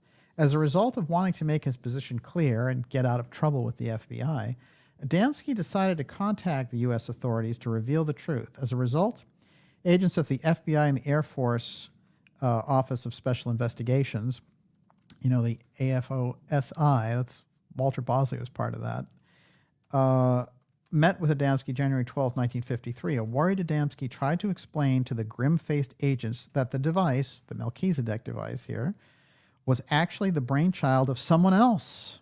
And despite what the FBI might have heard to the contrary, Adamski had not had the opportunity to view the aircraft UFO destroying machine. But in an effort to try and look patriotic and appease the FBI, Adamski admitted that he had enough awareness of the machine's creator to tactfully describe him as being not entirely loyal. FBI file 1953. On this matter, at least, Adamski did cooperate with the Air Force and the FBI. Now, did he say this stuff just to get off the hook? They had dimed into him. They knew that he knew where this Melchizedek device was. And then here he is saying, well, I didn't actually see it, but I think the guy who developed it, he might not be patriotic. So Adamski obviously was on the run with this. In that same meeting, Adamski felt compelled to inform the FBI agents of his encounter with Orthon in the California desert. Whether this was merely the result of his ego or a desire to advise the agents of alleged alien presence on Earth is unknown, but the FBI did not ignore what he had to say and prepared the following. So they do a whole sketch of his experience. And what's interesting is what he says in the book and what he tells the agents is exactly the same. So either he just had a good memory or this really happened to him. Interesting indeed. The Melchizedek device was within their grasp. They thought, this guy has it. And then he's saying, no, but I might know who has it. Now I'm going to give you the candidate for who I think was in possession of this Melchizedek device and why he was hounded, but also why a very interesting movie was made about him. We're going to get into that next. Everyone, you're watching the Dark Journalist Show. I'm going over now. This is so good. Keep going. We're gonna. I haven't even gotten into Kill. We might have to do that in part 2, but we are going to be taking your questions here shortly. I guess what I'll do here is I'll jump to the Silas Newton and then the Stell group, and then we'll take your questions. And Wait, then we'll what be done. about that sun guy? Oh, right. We can't forget got- Brother Sunburst. Okay. Come on. Well, he's the other link in the Melchizedek chain, interestingly enough. Okay, while I find him, why don't you give me something over there? David Termina says, DJ, according to Adamski's wiki bio, he was born in Bromberg, Kingdom of Prussia. Perhaps Adamski was associated with the group known as NIMSA, Oh, yeah, Delshow's yeah. secret aeroship organization. Well, it's pretty interesting. He lived in California from the age of 2, but that whole, Prussia to California thing sounds very familiar. It sounds very much like our friend Charles Delshow, who, not only tracked that whole aeroship device that was being developed by this very, very unusual group, but he also gave us the incredible artwork of Trump and then the 45. So here's a predictive aspect involved with this also. And, it's funny because when I've shown this to people, they're like, that can't be real. Let me tell you, his work has been on display for over 50 years. They did find it in the 1970s, but it's been authenticated in the biggest, art galleries in the world have held his stuff. So, there's no question about his work, and it's undeniable that he put Trump 45 in there. The question is, how did he know? Well, when you get around the airship thing, you get around this predictive thing, just like the John Keeley aspect. It's very interesting if you look at Steiner and Blavatsky talking about Keeley. They said, oh yeah, the hidden factor in the technology that really makes it advanced is the psychic power of the individual using it. This seems to be a thing that gets left out of the conversation when you get, the congressional hearings and it's like, they were flying at so many G's and they could turn and all this stuff. It's a very militaristic point of view on the whole thing. And it's the biggest telltale sign that they're planning to use a military purpose for the UFO threat. Okay, I'll do a quick thing on Brother Sunburst. Look, Brother Sunburst might be the most important link in this entire chain. And I'll tell you that because Brother Sunburst has a very, very unusual background. First of all, this guy, you could say, was the ultimate hippie. And pioneer in organic foods. But he was a disciple of Yogananda. Okay. And how do you feel about Yogananda? I love Yogananda. Autobiography What's of not a to Yogi. love? I know it's one of your favorites of all time. My favorite Well, look, book. Brother Sunburst is very interesting. So what's interesting about the whole contactee thing is Yogananda is very involved around it, and all the giant rock stuff and Jericho and all that, Joshua Tree, he's right in the heart of that. And what happens is George Van Tassel, who's a close associate of Adamski and who's another one who said, Solgotha gave me all this information. He's another one who had a contact experience, but he had worked for Howard Hughes. So Van Tassel's no slouch either. And he creates the Integratron, which still exists today. And he said is based on the idea of a Tesla principle. And he got this revelation through his contact with the off-world beings. Okay, whatever that happens to be, certainly was no slouch. And he operated, he worked at Lockheed Martin and operated his own airstrip right there at the Joshua Tree. So there's a lot there to be said, but here's the most important part, I think, which is there's a piece here where one of the daughters of Yogananda marries Brother Sunburst. And Yogananda is close with Van Tassel. And so Yogananda gives the name to Brother Sunburst, Melchizedek. Now this is very strange because Yogananda is coming out of a totally different discipline. He's coming out of an Eastern discipline. And you could say it was just a nickname or whatever it happened to be. But nonetheless, Brother Sunburst is using this. But Brother Sunburst has an interesting history as well. When he's 18, he goes off to war in World War II. And then his mother dies and he's called out of that. And he immediately becomes a disciple of Yogananda. And he goes through that whole thing. And then 5 years later, Melchizedek, their brother Sunburst, Yogananda sits down with him and he says, look, you're doing great. You have great potential, but you have to stop hitting on everybody. So obviously, brother Sunburst wasn't keeping his eye on the ball. But I'll tell you what's interesting. He's surrounded by the same UFO contactees that are being questioned by the FBI. His name is Melchizedek, and the program that they're after is Melchizedek. So, One second. Did you say Yogananda had a daughter? What are you talking about? Yes.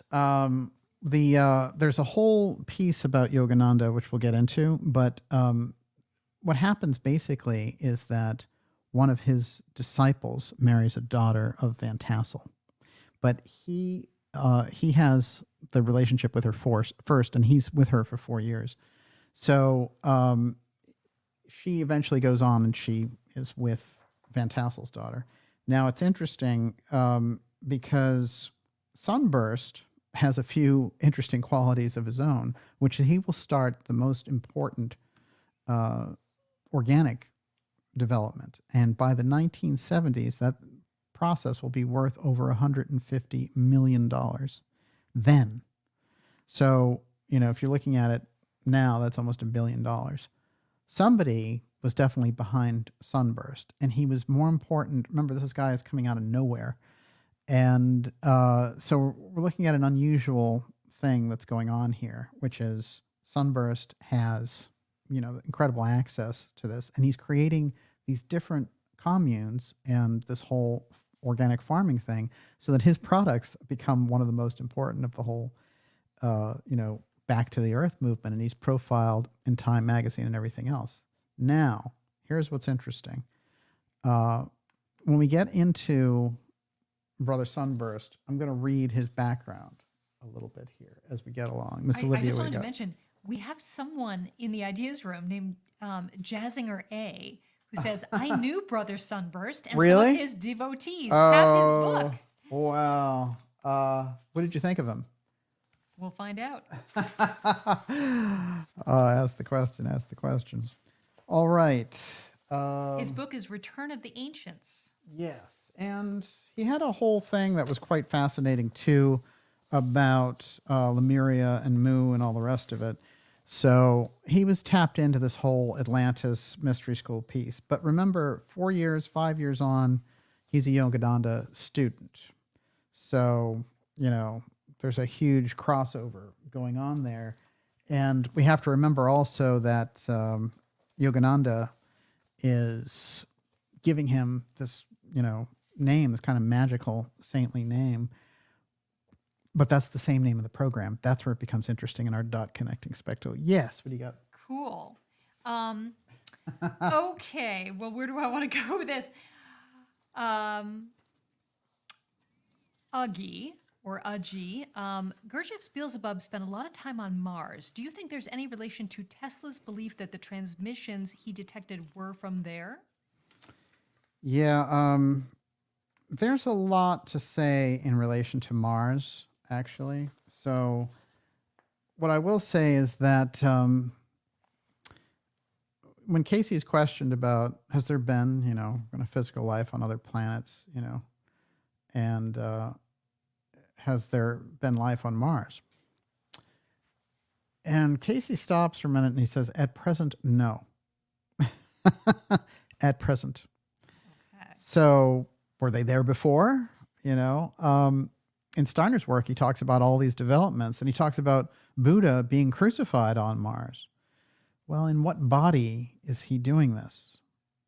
You see, we get tripped up into just physical reality, but obviously there are different levels of manifestation as we go through the planets, and it's not just some physical orb of a reality.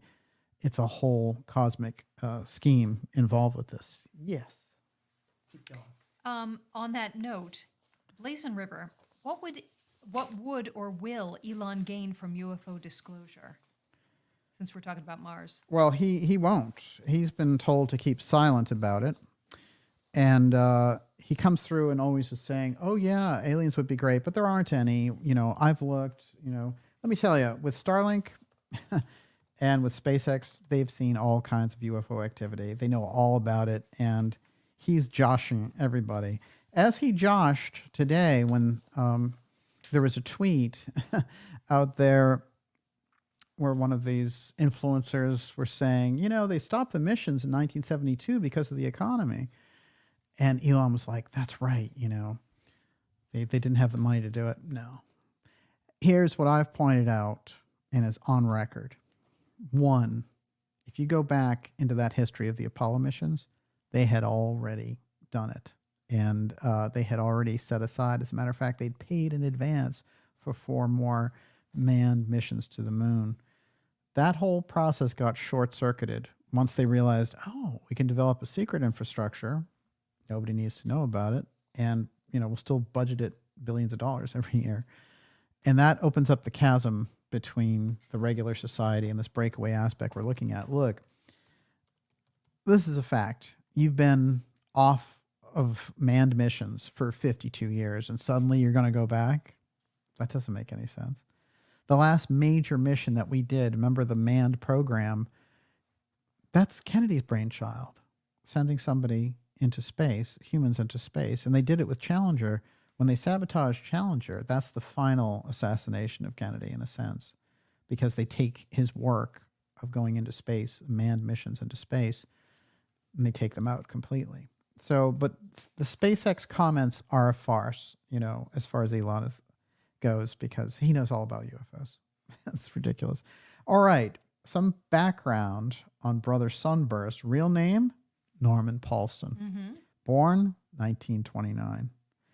Paulson joins Yogananda's Self-Realization Fellowship in 1947. SRF is what it's called. And it has an amazing impact, I think, if you read from that period. Yogananda has a remarkable book, Autobiography of a Yogi, which, you know, goes into a great deal of him bringing this teaching to America. In 1951, he leaves the Yogananda Self-Realization Fellowship, and that's because Yogananda's like, you know, you've become a little kind of a creep. Paulson founded the Brotherhood of the Sun in Santa Barbara, California in 1969. He bought farmland, calling it Sunburst Farm. 1971, the Brotherhood of the Sun incorporated as Sunburst Communities. Starburst, lovely candy from the 70s, founded Sunburst Natural Foods. 1975, the Brotherhood of the Sun gained national media attention for its organic food operations. Local newspaper reported on Sunburst stockpiled firearms and military drills. They had made over $100 million then. 1978, Sunburst opened a supermarket. Paulson was arrested amidst myriad allegations. Drug abuse, physical abuse, stockpiling firearms. Became a lunatic. Became a real hardcore lunatic. This guy may have been targeted out very early, especially with the high mission that he had and everything else. 1978, Sunburst opened a supermarket. 1980, Paulson published his autobiography, Sunburst. 1981, most members left the group after a series of crises. Paulson and the remaining members moved to Nevada. Then they go to Utah. But what I think happens there, the thread that I think we see there is this Melchizedek name. And I think that somehow, if they were moving this device into safe locations, actually a farming community is an excellent cover for it. And it would have given him this prestige. And that's why you might be seeing Sunburst with $100 million beyond just being successful as a food producer. Something is going on there, because when I looked into him, he doesn't have a wealthy background. $100 million is a lot of money back then. It's probably, it's a lot now, but it's probably the equivalent of about $800 million. Mm-hmm. So something very interesting is going on there, but he has the crossover because he has the ADAMSKI, the Van Tassel connection, and he also has the Yogananda Melchizedek connection. So I happen to think that this is, there's actually a name that I have in my notes here. I'm going to look up. Miss Olivia, go for that. David Termina, DJ, Tesla was greatly influenced by Swami Vivekananda. Mm-hmm. Tesla began using Sanskrit terms to describe the source, existence, and construction of matter. He also described the universe as a kinetic system filled with energy that could be harnessed at any location. Vivekananda was also a major voice in theosophy, linking Tesla to the mystery schools. Well, yes. Vivekananda also, he's early. He's 1880s, 1890s, and he kind of lays the foundation there. There's a big move to have the culture open up to Eastern concepts. And I think it's a great balance, because what we get through theosophy are, meditation and all these concepts, reincarnation, and things that are fundamentally Eastern. But what I will say, and what might kind of be a problem, is when in anthroposophy they say the mystery schools, of the East try to basically take over. The mystery schools had given us the foundation. Now was the time of the Western initiatory tradition. So that's where we are at, in fact. So they giving us the foundation. If they just did the Eastern mystery schools again, then they're laying the foundation all over again. But we, with the esoteric Christianity and all this other thing, it's the time for the Western initiates. And that's what became a problem in the struggle over all this. And part of it became a political thing, where the people who wanted independence for India thought that they could use the movement. And so they kind of pirated theosophy completely over to an Eastern viewpoint. So, you got things like them trying to set up Krishnamurti as the Hindu channel for the New World Master, the world teacher and things like that. And Krishnamurti, has this incredible moment where he says, I don't want this order of the star that theosophy has set up for me. I'm giving it all up. And people had given him things like, castles in Scotland and stuff. He's like writing it off, I don't want any of it. So in that sense, you have to say he was a remarkable man. Everyone, you're watching the Dark Journalist Show. Melchizedek UFO file, Tesla and the hunt for the UFO killer. We're going to be taking your questions here very shortly. And before I go any further, I want to mention that, especially if you're new here, to go to darkjournalist.com and sign up for our free newsletter. That keeps us in the loop and around from this incredible censorship that we've been looking at, which is dramatic, especially in an election year. But this gives us a direct pipeline, and it lets you know about the remarkable shows that we have coming up for you, including the November 22nd premiere of a mind-blowing documentary that's going to change history forever. Mark my words. I don't say it lightly. So we're all going to be there together November 22nd at 8 p.m. Eastern for the premiere of this 2-hour documentary, which has a great production value, but the facts in it have never been heard, and we're going to lay them out for the first time. And it's going to cause a lot of ripples, I'll tell you. It's going to be super immaculate constellation, ultimately super clean. Yes, what do you got? Jeff Ward, DJ, any idea who Tesla was a reincarnation of? Was there ever a Tesla Casey reading?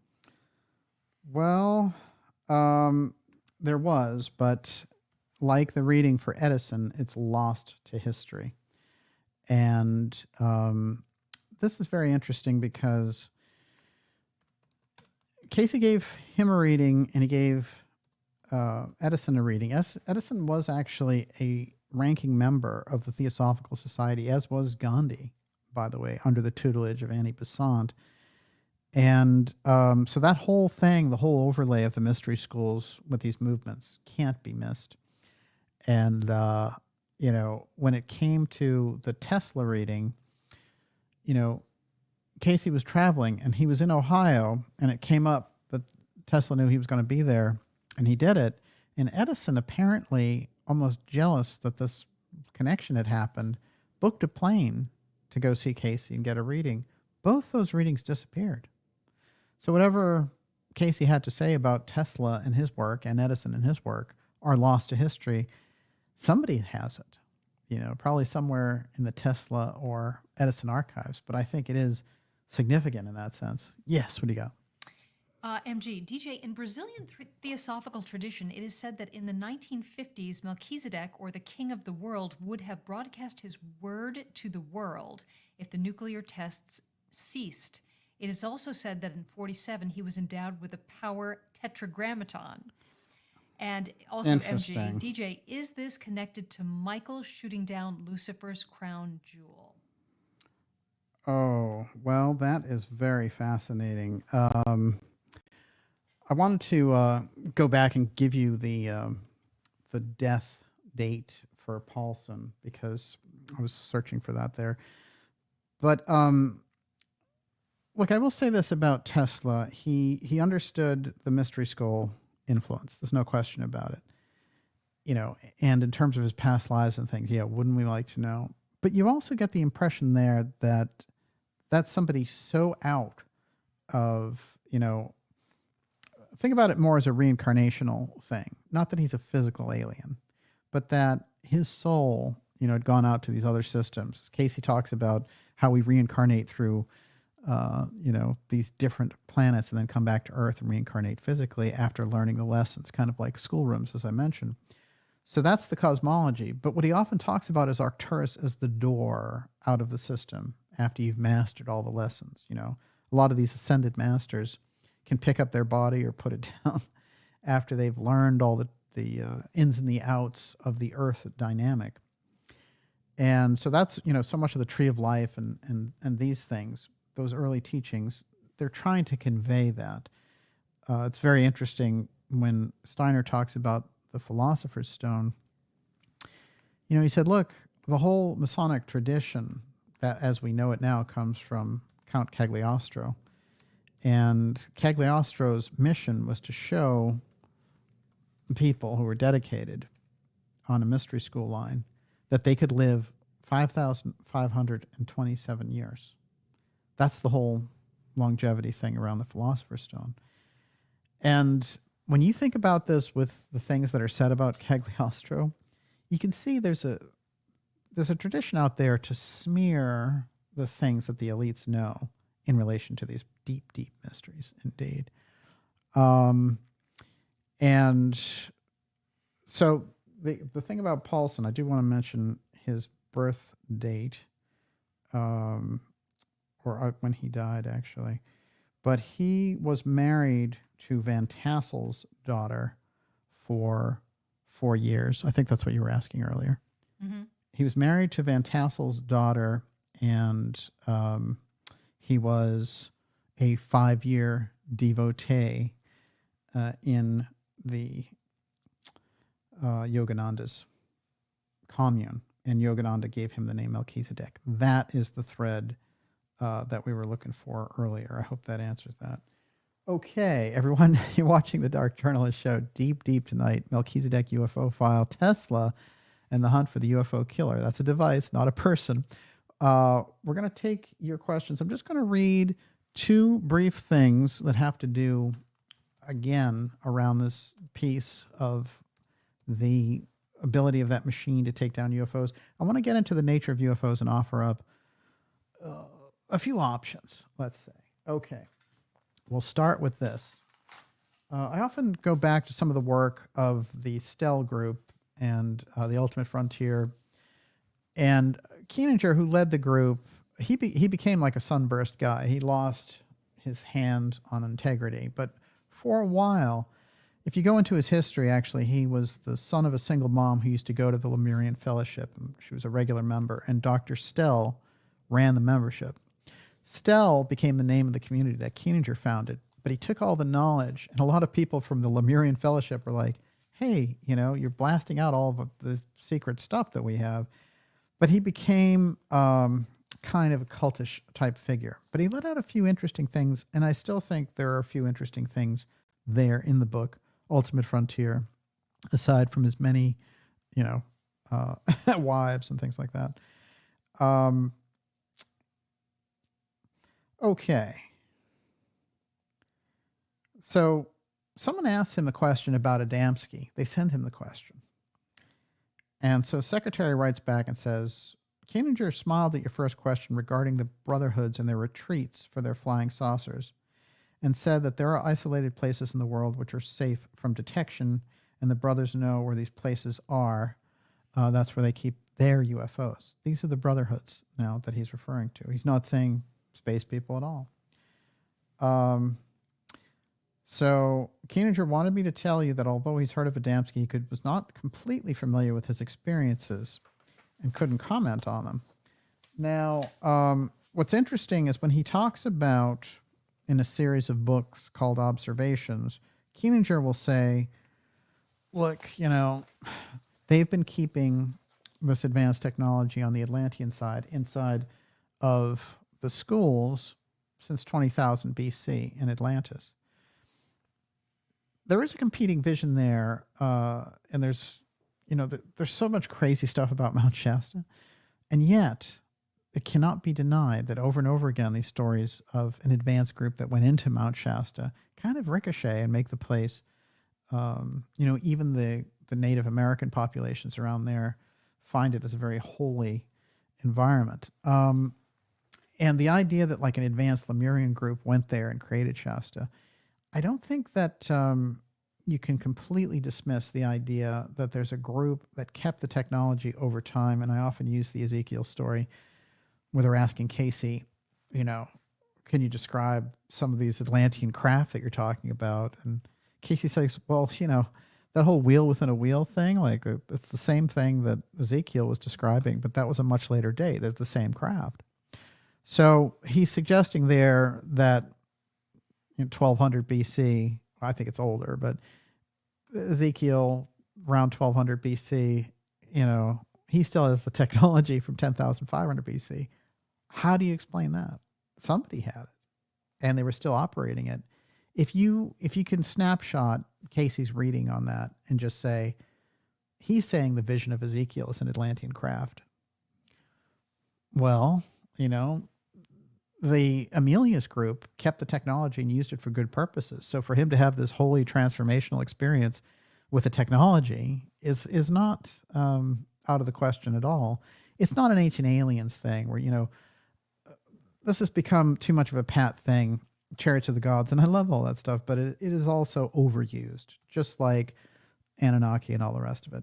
It just is a pat thing, you know, and the idea is anything that seems advanced in the Bible is alien.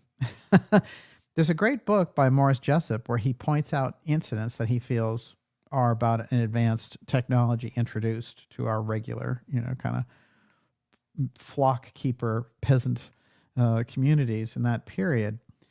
So I wouldn't put that out of the question either, but it's not over and over again. It seems like the ingenuity is from these very advanced beings that are here. So I don't want to get too just caught up in an off-world logic about it. I think that there's other ways to look at that. Yes. Nanette Christ. Hey. I got to know Paulson on his yacht. No. He had an illumination experience with God, as I had, but later opened himself to astral influence from overindulgence in sex, alcohol, etc. Yeah. Near the end of his life. Not the pure yogic path. No. In fact, it's interesting because when Yogananda says to him, stop hitting on everybody, he's probably trying to save him. You know, he's saying, look, you know, you're a guy in your 20s, but this is a problem. And he's spotting a pattern there. And it's very interesting to me because some of the people who get taken down, like Koeninger and like Paulson, they have a weakness. And the weakness lends itself to addiction. So the addictions show up in a variety of manners. They could be alcohol, drugs, you know, whatever it happens to be. And then ultimately it turns into like a paranoid thing where they're stockpiling weapons for a government takeover or whatever. And you know, when you look around at things now, you might think that's not a bad idea. But what I will say is I think that when people go into that path of things, if they have that weakness, it's going to be exploited somewhere along the line, you know. But that's really interesting about Paulson. And of course, I used Nanette's wonderful painting of Rata tonight to go into that background. What an incredible piece of artwork of a past life of Casey's. And of course, she does a number of ascended masters. So I can't tell you enough how much I admire her artwork. Yes. You know, it just occurred to me, it's so obvious why that happens. You know, when you do spiritual work, all of your demons, all of your shadow, right? Yeah. They all come up for observation and Yes. healing, right? So you're going to confront it Absolutely. and what you've been suppressing, and so that you can overcome it, right? But it's hard to do that in one incarnation. You know, it's very interesting because when you see the promise in Keininger's work, and then you watch later how it unravels and still unravels to the point where they boot him out. That's pretty bad. You know, so his whole life just unravels. But when he was a kid, he was around the Lemurian Fellowship. He remembered enough of the teachings that I think there's some value in the book of The Ultimate Frontier, even though Keininger himself became corrupt. I have a quote here that goes a little bit deeper on the Tesla-Trump bit. Then I'll read Kenneth Arnold's quote, and then it's all questions for a half hour. Okay. Everyone, you're watching the Dark Journalist show. Melchizedek UFO file, Tesla and the hunt for the UFO killer, the device, right? Okay. In 1942, well, actually, I'll go back even further. Professor John Trump of MIT, the protege of Vannevar Bush, the head of the UFO file, Trump's uncle. Trump's research in the field of microwaves led to the design of compact megavolt X-ray generators for use in medical therapy involving penetrating radiation. By 1940, over 1,000 patients had been treated for cancer and other maladies with Trump's machine, which was sold to many hospitals. In 1942, Trump became the secretary of the Microwave Committee for the NRDC, working as a technical aide to Carl Compton. Carl Compton took the UFO file leadership after Vannevar Bush. So you have him working with two of the heavies on the UFO file side. 2 years later, during the height of World War II, as a consultant to Karl Spaatz, commander of Strategic Air Force in Europe, Trump worked on vital war projects, including infrared experiments and the use of microwave radar as a defense against German air attacks. You see the technologies that John Trump is involved with? It's quite interesting because Eisenhower, as a general, goes over with him to Europe and says, hey, I have a secret thing for you. I want you to study the German defenses and see what we can do. So John Trump is an incredible national security insider. And also working with the highest level of secret X technology. A little more. From his work with Van de Graaff, which again became CERN eventually, Trump headed up MIT's high voltage research lab, which in the 1930s involved creating particle accelerators that directed beams of electrons, ions, and X-rays. In 1937, before developing his medical X-ray equipment, Trump had been able to accelerate atomic particles in vacuum and isolation environment with Van de Graaff and produced 30 megavolts, which was among the highest man-made voltage ever recorded. This is the nature of the scientific work of John Trump. Now we can view him on a much broader level. That's even without bringing in the Tesla and the UFO side. This guy's already working, on advanced levels. Trump would end up after his death, becoming uncle to a president of the United States, was a superb choice to analyze the viability of Tesla's particle beam weapon, and Vannevar Bush was keen to assign him to the task. Now look, this book, as I mentioned, 1922, all right? 2022, 1922. 2022, in 2018, in Tesla, Trump, and the Time Capsule, this is the information that we put out there that was not available. So it's very interesting how academia is catching up with the work now that we've put it out there. They don't have to cite it or anything, but they can now go and find that level of interest and examination. Think about that as we're getting into this whole thing about Melchizedek. Eventually, they're going to catch up to the Melchizedek project. Okay. 1941, Bush created the Office of Scientific Research and Development. And here's what I found interesting. I wanted to know exactly what Trump got his hands on in relation to Tesla. And this is where it gets to be challenging to figure out exactly what it is, because apparently there were 80 boxes, 80, that were available, and that he only got access to 60, leaving 20 boxes unavailable to him, which makes you wonder who's handling the other information. Where's that report? At this time, all of Tesla's estate had been transferred to the Manhattan storage warehouse, which Tesla had placed smaller barrels and crates at the Hotel Governor Clinton in 1934. About 2 years before his death, Tesla simply stopped paying storage fees in the warehouse, and so the Manhattan storage put a notice in the paper to auction off, at this time, the 50 or so trunks. Where is that material? Tesla simply stopped paying, as I mentioned. This auction was noticed in the Herald Tribune by Tesla's biographer. He rushed over to Savik Kazanovich's apartment with the news, and Kazanovich came up with the money to cover all the past debts. He also agreed to continue to cover present and future expenses, about $15 per month from then on, staving off the devastating possibility of having Tesla's priceless legacy dissipated willy-nilly at an auction. I'm going to tell you a weird thing, which is he doesn't end up with all the material. On January 26 and 27, 1943, Trump entered the warehouse with Charles Heidement, chief investigator from Washington for the OAP, that's the Office of Alien Property, and 3 individuals from Naval Intelligence, okay? Naval Intelligence, we're talking about UFO file development, Philadelphia experiment, T.T. Brown. I mean, they're all right in the heart of that, okay? And let's not forget the deep connection of JFK with the ONI. Okay. They took microfilm copies of as much of the artifacts and correspondence as possible. John Corbett, who served as Trump's stenographer, said Willis George, who was listed as the civilian agent, was present.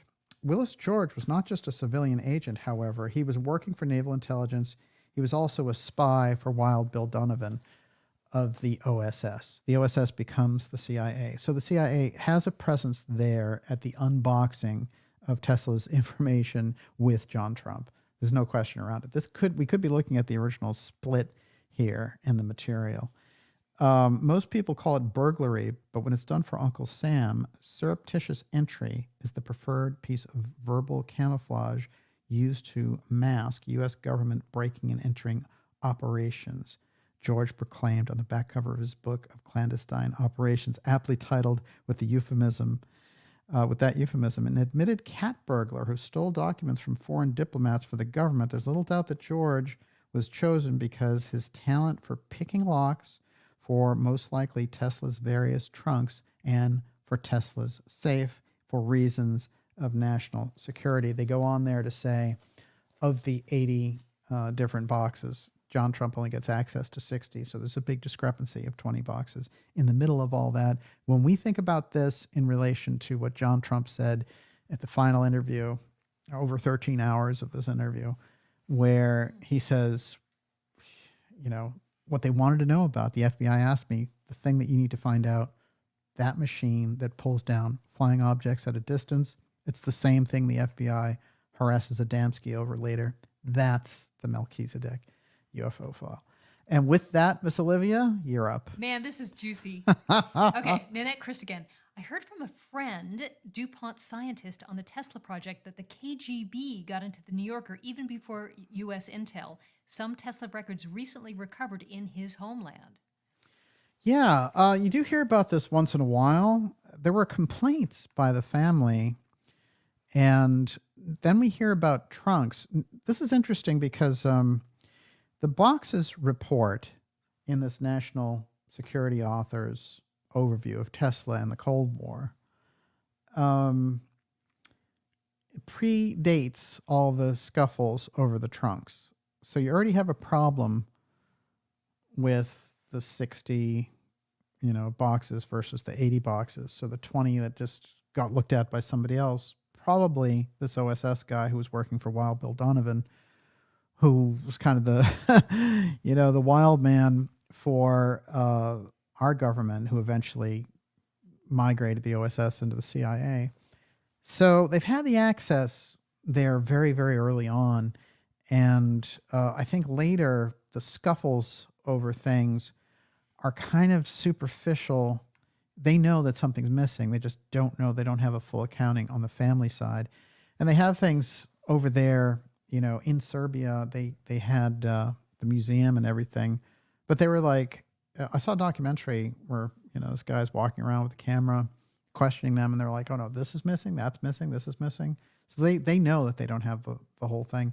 And from what I understand, there are, now we know about the 20 boxes. There's also 2 main trunks that disappeared as part of the process. So they had 8 trunks. They gave back 6. 2 were missing. The family petitioned. One of the family was the ambassador from Serbia, so he had some clout. They couldn't just blow him off. But, there's discrepancy there. The interesting thing is, who's the man in the middle? The man in the middle is John Trump. Why does Trump muse over and over again about his uncle? The uncle transferred the information. This is Trump's leverage, given again and again in these interviews and everything else. It is the crucial aspect. The real problem with this election is RFK Jr. with the family background and the UFO file, and Trump's connection with John Trump in the UFO file. That's the real play behind the scenes, in my opinion. That's the thing that we've been bringing forward. And it is a clash like you wouldn't believe.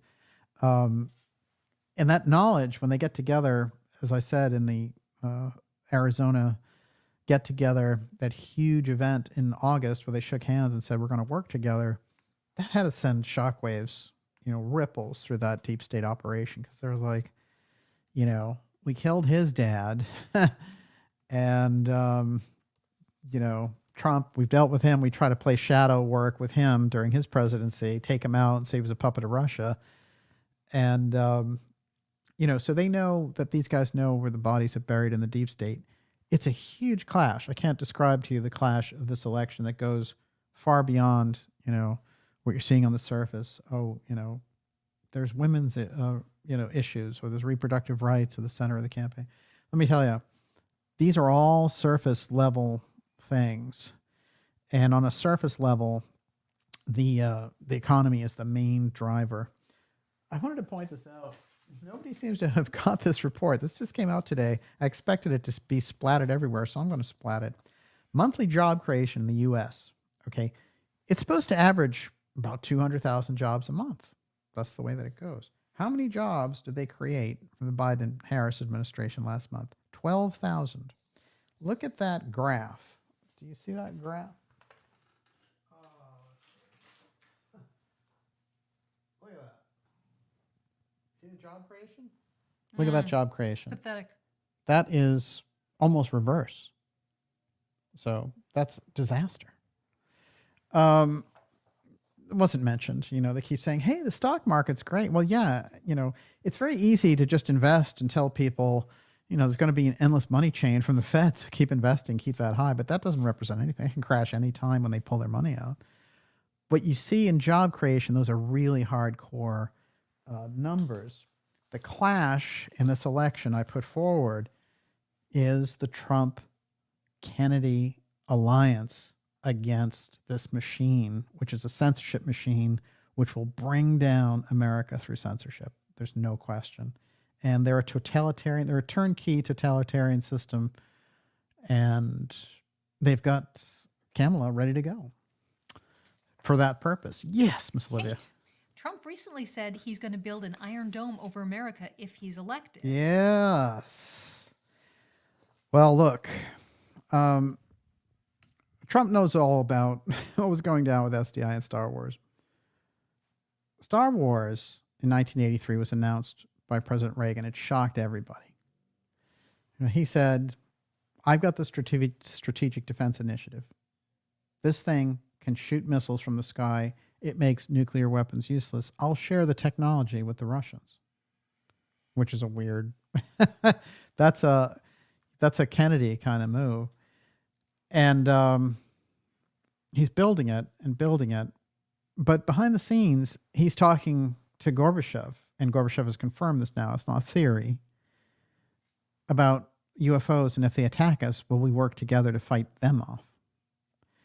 Now, we know in this period they're showing him tapes of these different craft that are hovering in the rings of Saturn. And Norm Berggren, of course, is the scientist who writes the book about it and says, well, we briefed him when they were doing Star Wars, and we said, there are these craft sitting in the rings of Saturn. Instantly, Reagan starts talking during this whole period at the UN and everything else about if there was a worldwide alien threat, would we join together? I wonder how fast our differences would vanish.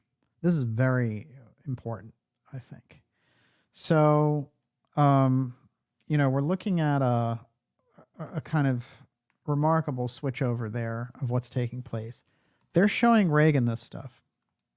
Reagan's had Air Force One chasing UFOs. He's very clued into it.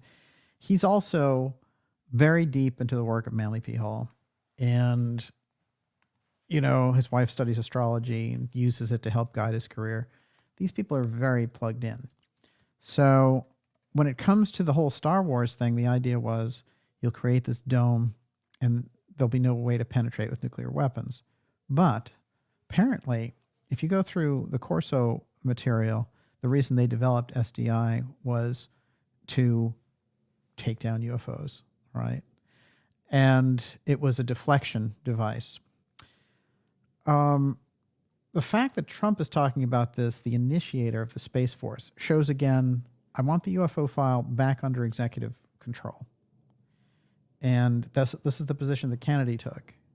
I want the UFO file back under control because if you have it, and it's one of the most important things, it's a higher level beyond nuclear secrecy, then it makes the president a custodian of what you guys want to do. So he figured it out. I need to get the UFO file back.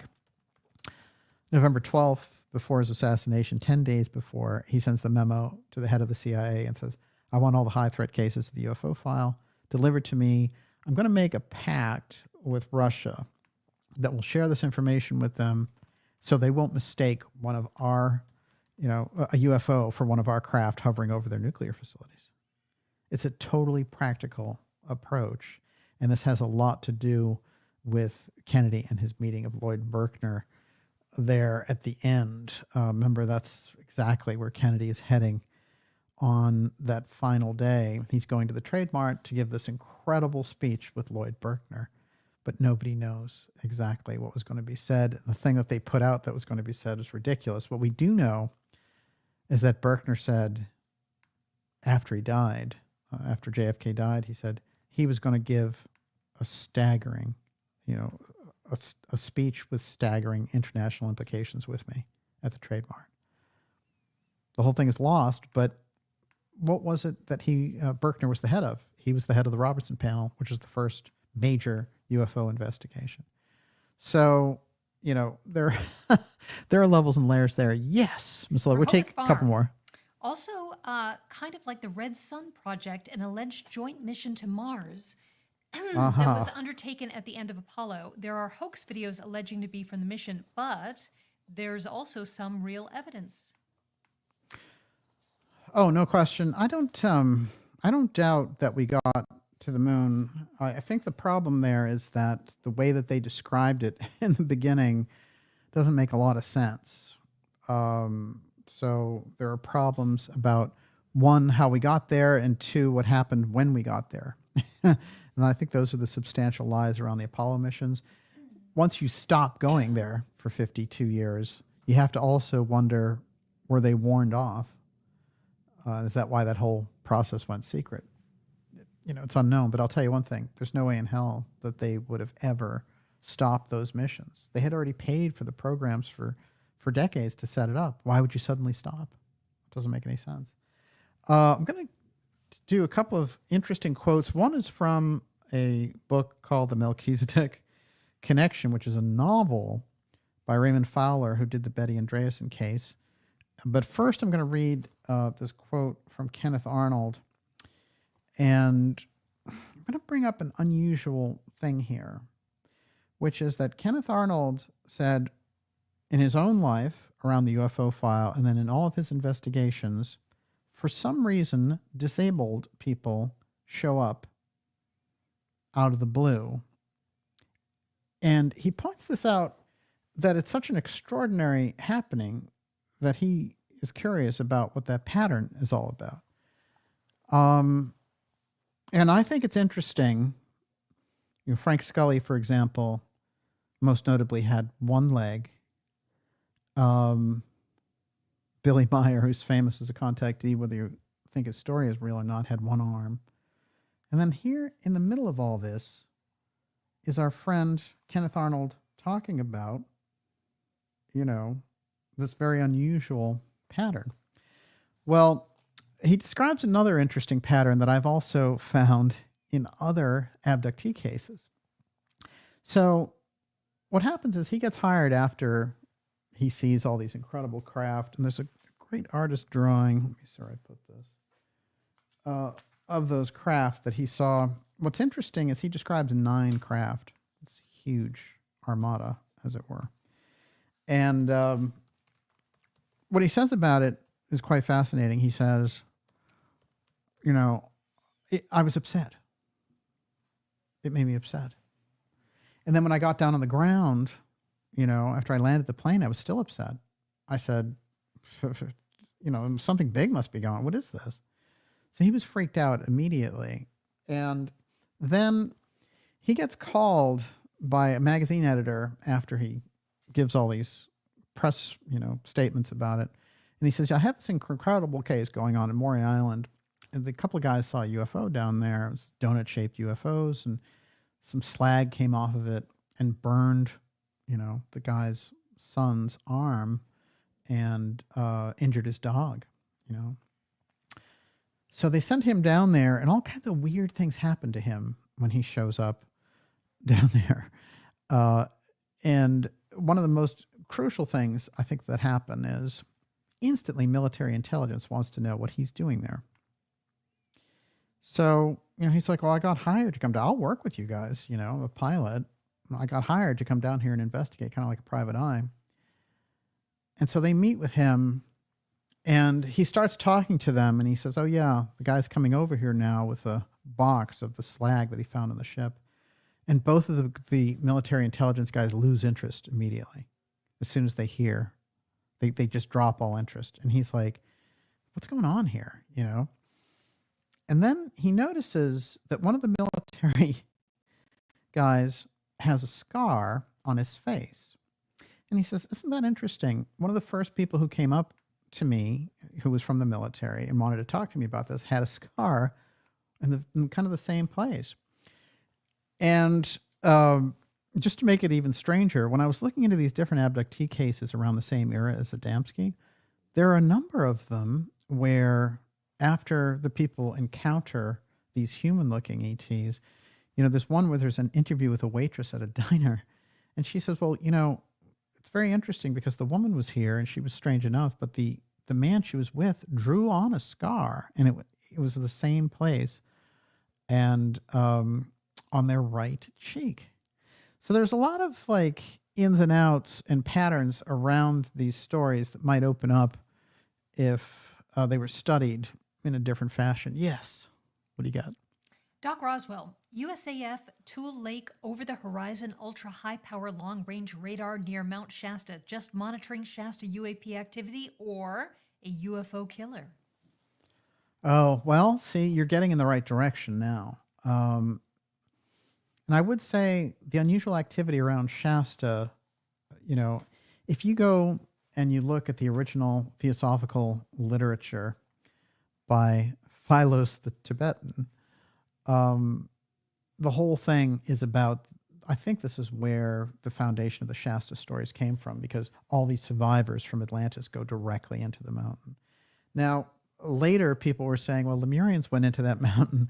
Whatever it happens to be, there's some strange legend about people going into Shasta. And as much as I think the whole Shasta thing has been abused for New Age profiteering purposes, that is pretty interesting. I'm going to read just a little bit of Kenneth Arnold's encounter with these people. I'm also going to read a quote from Melchizedek Connection, and then we'll close out the episode. How's that sound?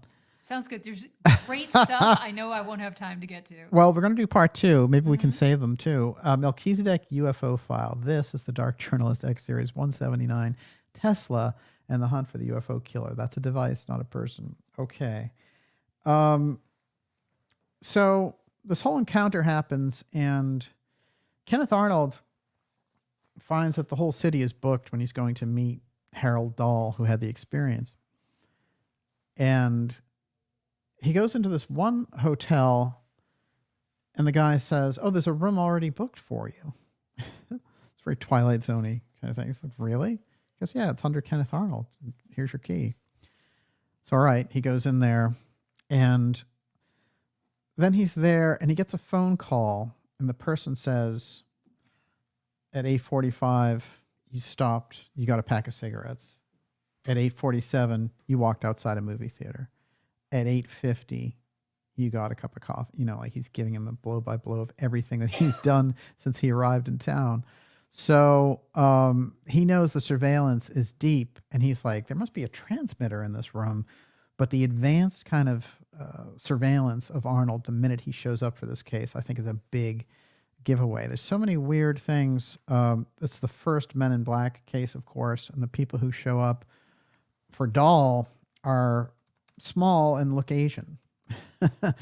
And of course, we pointed this out before, that with Dahl, what we have in the Men in Black story is that the Sami people have this whole situation where they've been brought over by the United States under the cover of training reindeer, of all things.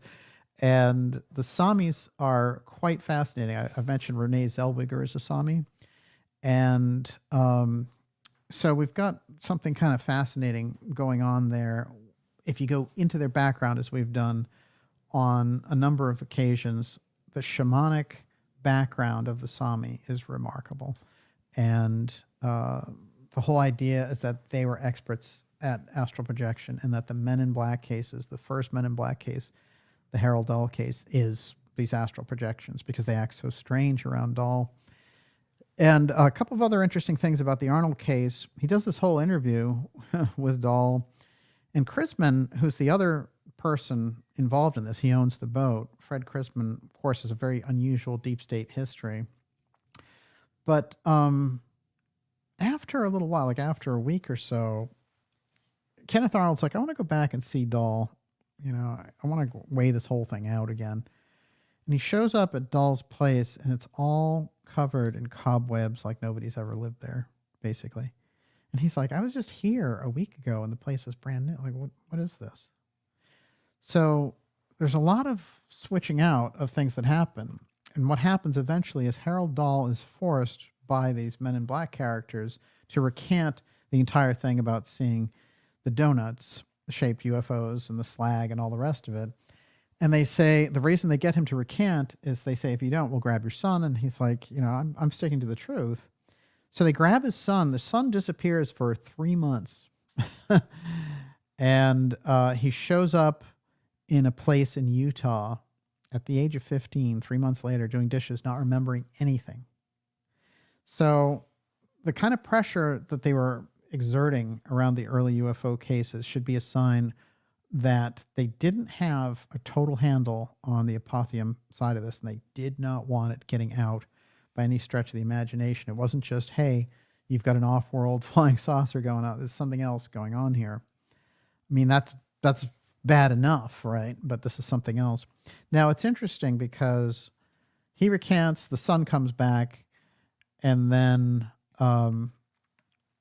he gives, before he does all this, he gives the slag to Chrisman. Chrisman is a very unusual character, and he shows up in the Jim Garrison assassination case, of all things, because he's the first person that Clay Shaw calls. All right, so you have the crossover again with the JFK assassination and the UFO file. But I will say is this. When they show up with the slag to give to Kenneth Arnold re-engages the military intelligence guys, and these guys show up and they're like, all right, we'll take this. They put it on a plane. They're heading back to Washington to examine it, and the plane explodes.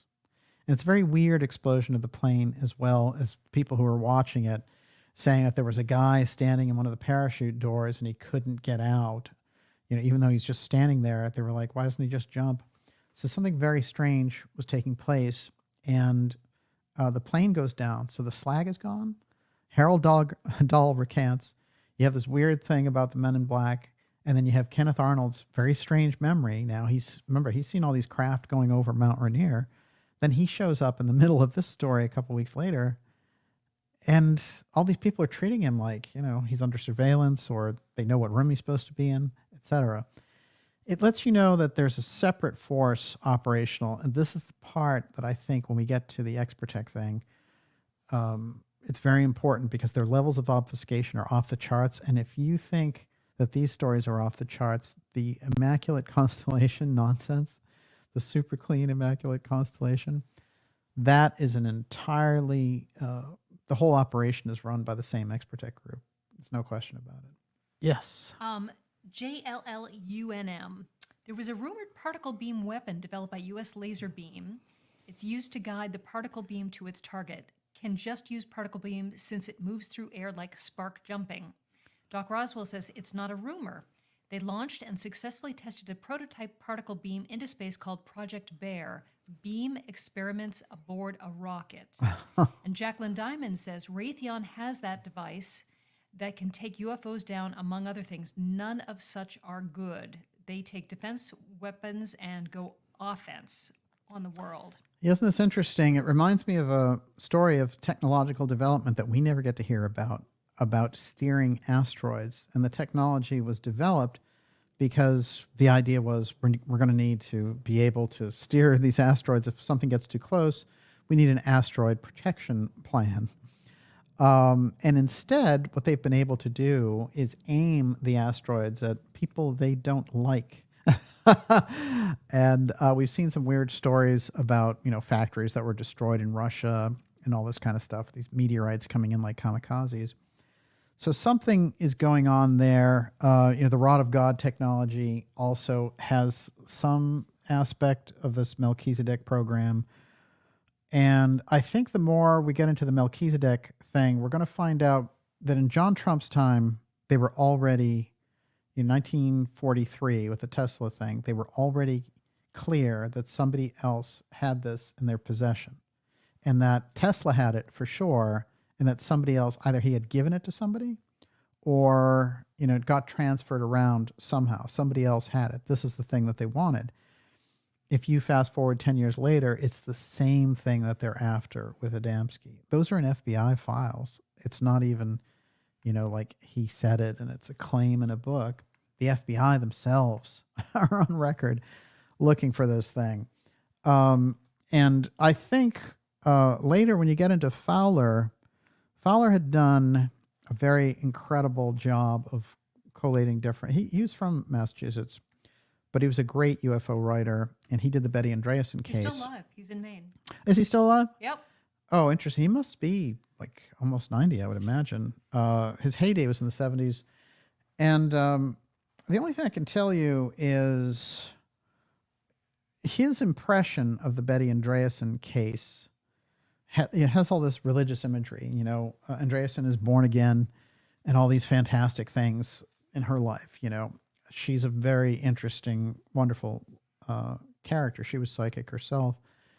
And there's a whole history of alien activity around her and her family.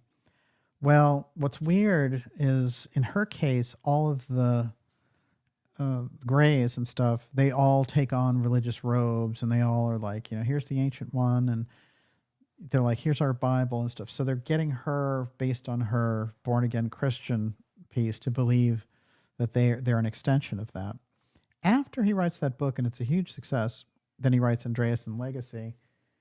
He writes an unusual book called The Melchizedek Connection. Now, I'll tell you, as I've looked and hunted down this program, I've found a couple of smoking guns.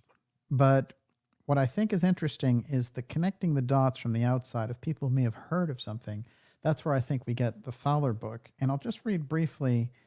I had a picture of the being that So in the book, a spacecraft lands, and the government has tried to go after it, but it comes into the hands of a priest.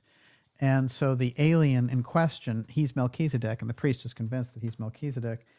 And this is one of the sketches from the book. And it says, "Come to Melchizedek now." That's the being.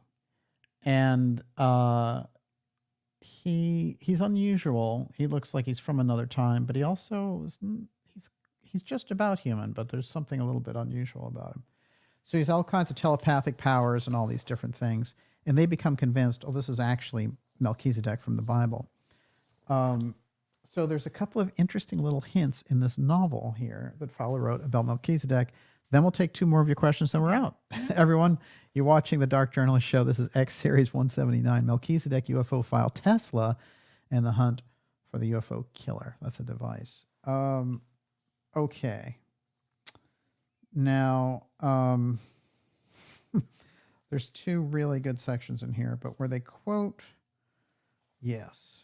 Okay, hang on just a moment. Give me something there in the meantime, Miss Olivia. Nanette Christ again says, in the Mahabharata, Krishna had the, quote, Melchizedek weapon to take down the craft of the evil attacker of Dwarka. Oh, that is interesting. Yeah, that is interesting. Okay.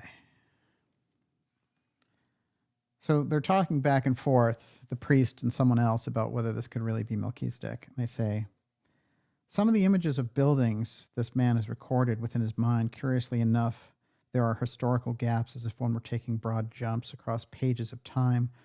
One can tell this by the type of architecture, building materials, and the dress of the people involved. And last but certainly not least, I've detected mental images of cylindrical or oval flying objects visualized against the same ancient backdrops.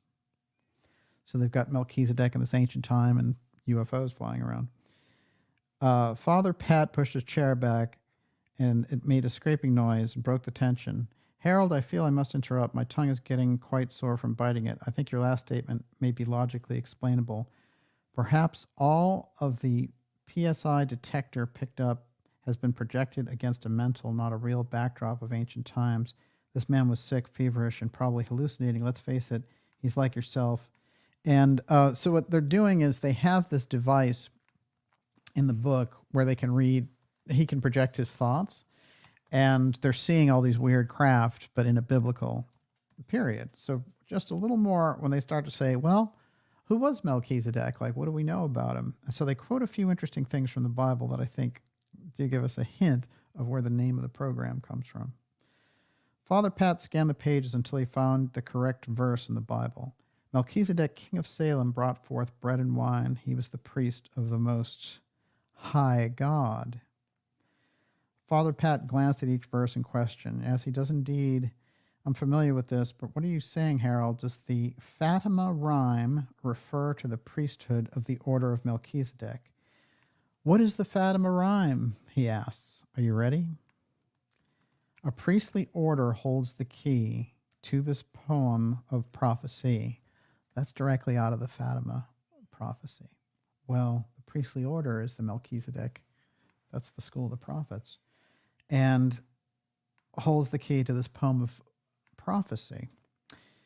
That key, Father, is the very person of Melchizedek himself. But Harold, Father Pat objected, Melchizedek died centuries ago, to be sure. His order lives on through our risen Lord, but Melchizedek is dead and gone.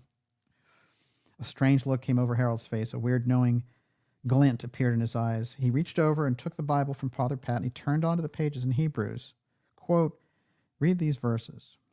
For this cause Melchizedek, king of Salem, priest of the Most High God, who met with Abraham, returning from the feast of the kings, blessed him, to whom also Abraham gave a 10th part of all, first being by interpretation, king of righteousness, and that also king of Salem. He is the king of peace, without father, without.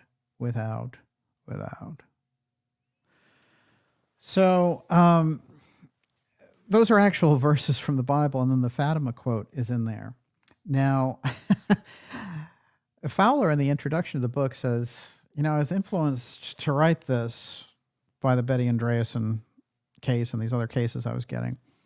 but I have a feeling that in the back there's this thing about Melchizedek, the program that is being described here. And what they have hanging out in their attic, basically in a bed, is this creature that is supposed to be Melchizedek, who, got shot down in a UFO, and here he is. So I think there are hints there, and I think there are hints in the life of Brother Sunburst being called Melchizedek by Yogananda. So something, the trail of where that program goes about the device, I think shows up in interesting places. The reason I think Sunburst becomes interesting to us is because, as I said, moving a device like that through a community that's a farming community, organic farming community, and then them making hundreds of millions of dollars seems kind of unusual. If people are making orange juice, vegetables, where's all that money coming from? So that's the opening piece. That's part one of Melchizedek. Part two is going to blow your mind even further. But to sum it up, early on, they were aware not only of the UFO file, but also a device to take the things down, regardless of who they belonged to. That's the kind of trick and the key in the whole thing. And the device was on their radar in 1943. They believed Tesla had it, which is why they sent Trump in there. That's the thing that he said they were looking for. And a lot of people say, well, they were looking for the death ray and all this other stuff. Sure, I'm absolutely certain that they were. But the actual testimony of Uncle John Trump is the FBI said, this is what we're looking for. An object that can take, a device that can take objects down that are flying at a distance. And with that, Miss Olivia, you get two more questions. Okay, Najat Madri, what are the chances this technology is not new, but existing technology from past civilizations? We did touch on that, both with the Stell information. I found a news story from Stell there. By the way, that's Keenan. That is Keenanger there, who basically stole the information from the Lemurian Fellowship and put it out without permission in the Stell group book. But he did have the, conscience, I guess, to name it after Dr. Stell, who was in charge of the order. And it's very interesting because one of his students was confused about this. And I'll mention this piece because I've read the book before, Observations by Keenanger, and it just touches on UFOs and space vehicles briefly, but check this out. Written in 1966 and republished in the booklet Observations 1971, Keenanger states regarding flying saucers, quote, "Some are interplanetary vehicles. Others are of earthly origin. The ones which are from this planet are saucer-shaped, of generally trapezoidal cross-section of the three hemispherical engine pods on the underside. They were first developed by man on this planet about 20,000 years ago and have been used by members of the lesser mystery schools continuously since that time." So whatever it is that we can say about it, Keenanger, from his mystery school perspective, is attributing UFOs to, he's saying that there are some interplanetary ones, but this comes from 20,000 BC. I think it is significant because one of the things I've always felt after reading Keenanger's work is that he knew things. So his statement there, I think, hangs out. And I'm glad he got asked the question. Yes. Ray story. A man named Bryant had a UFO encounter one day after ADAMSKI's death. Edward Bryant soon died under mysterious circumstances. They used mind probes that killed him, from Nick Redfern's book. Yeah. Redfern did a wonderful book, which I have here somewhere, Contactees. And, he gets a lot of great details, and there's a little pinch of like cynicism in it, but you come to kind of get with the style or whatever. But he's come up with some very interesting research There's a guy, Colin Bennett, who wrote a book called Looking for Orthon. And it's about Adamski. And again, it's cynical.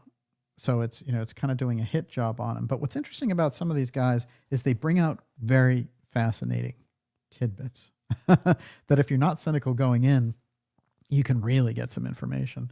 A lot of the problems with these books, I remember there was a good book on some mystery schools that was called Madame Blavatsky's Baboon. He had all these very interesting facts about the setup of theosophy, etc. But the whole thing every chapter had to end with, oh, well, the guys who are running the scams out of theosophy or whatever, they always had to do that, maybe to get published. I don't know. And, the crackpot, this and that. But the book itself had remarkable details. And I never let books that had the wrong opinion in my way of looking at it throw me off the facts that they found. So there is an interesting fact in here I'm going to point out, which is the Aztec case, which is a UFO crash in Aztec, New Mexico.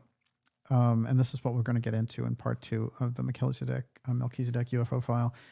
This is interesting because what happens is that case had the highest rank of scientists involved, and all kinds of unusual things took place with them. They figured out they could not be in the craft. The craft was totally intact, unlike Roswell. They could not be in the craft for more than 15 minutes without becoming extremely nauseous. This is the first thing the scientists gave everyone a 15-minute limit. Second, they found that their own sense of time changed when they were inside of this thing. Third, they also had strange either health issues or psychic activity after dealing with the thing. So Silas Newton was a millionaire. He was very interested in it. And when they used the name Newton in The Man Who Fell to Earth, where Bowie comes down as the alien at Roswell, which is interesting because Roswell wasn't even out yet because, we didn't know about Roswell till 1980. Thomas Jerome Newton is the name that they select for The Man Who Fell to Earth, the Walter Tevis novel, which becomes the Bowie movie. It's very interesting because there's so much detail in that movie that it takes place all in Roswell, and that he uses his alien technology to create a supersonic civilization. He kind of creates Apple Corporation of its time, and he decides, I need this to go into space, very much like Musk and SpaceX. So there's a lot of clues in that movie, but Silas Newton was a real person that the FBI and the CIA hounded because he wanted to get to the bottom of the whole thing. So they took him to court on frivolous cases, and they were like, oh, the Aztec case was a hoax or whatever. Let me tell you, the real researchers who've gone into that case is devastating. I mean, there's incredible witness testimony about it. But here's a little pinch from this cynical book about Adamski about our friend Silas Newton. Let's see. Perhaps the most fantastic character present in the briefing of Adamski was one Silas Mason Newton, the magnetic expert mentioned in Scully's book. Thanks to the research of writer Carl Flock. That's the late Carl Flock, but he was a terrible, the worst debunker, skeptic. He never got anything right. So they got together. Newton was in the Adamski loop, and he probably conned Frank Scully over the alleged Aztec crash. In December 1952, due to True Magazine's revelations about his activities, Newton was arrested by the Colorado authorities and charged with fraud. And they were like, you're trying to sell, this device that finds oil. Look, Newton had $25 million in 1950. Do me a translation of that. What is that, $250 million now? This guy's not selling fraudulent. They just wanted to get him out of the mix. He could therefore have read a first edition of Flying Saucers Have Landed from his prison cell.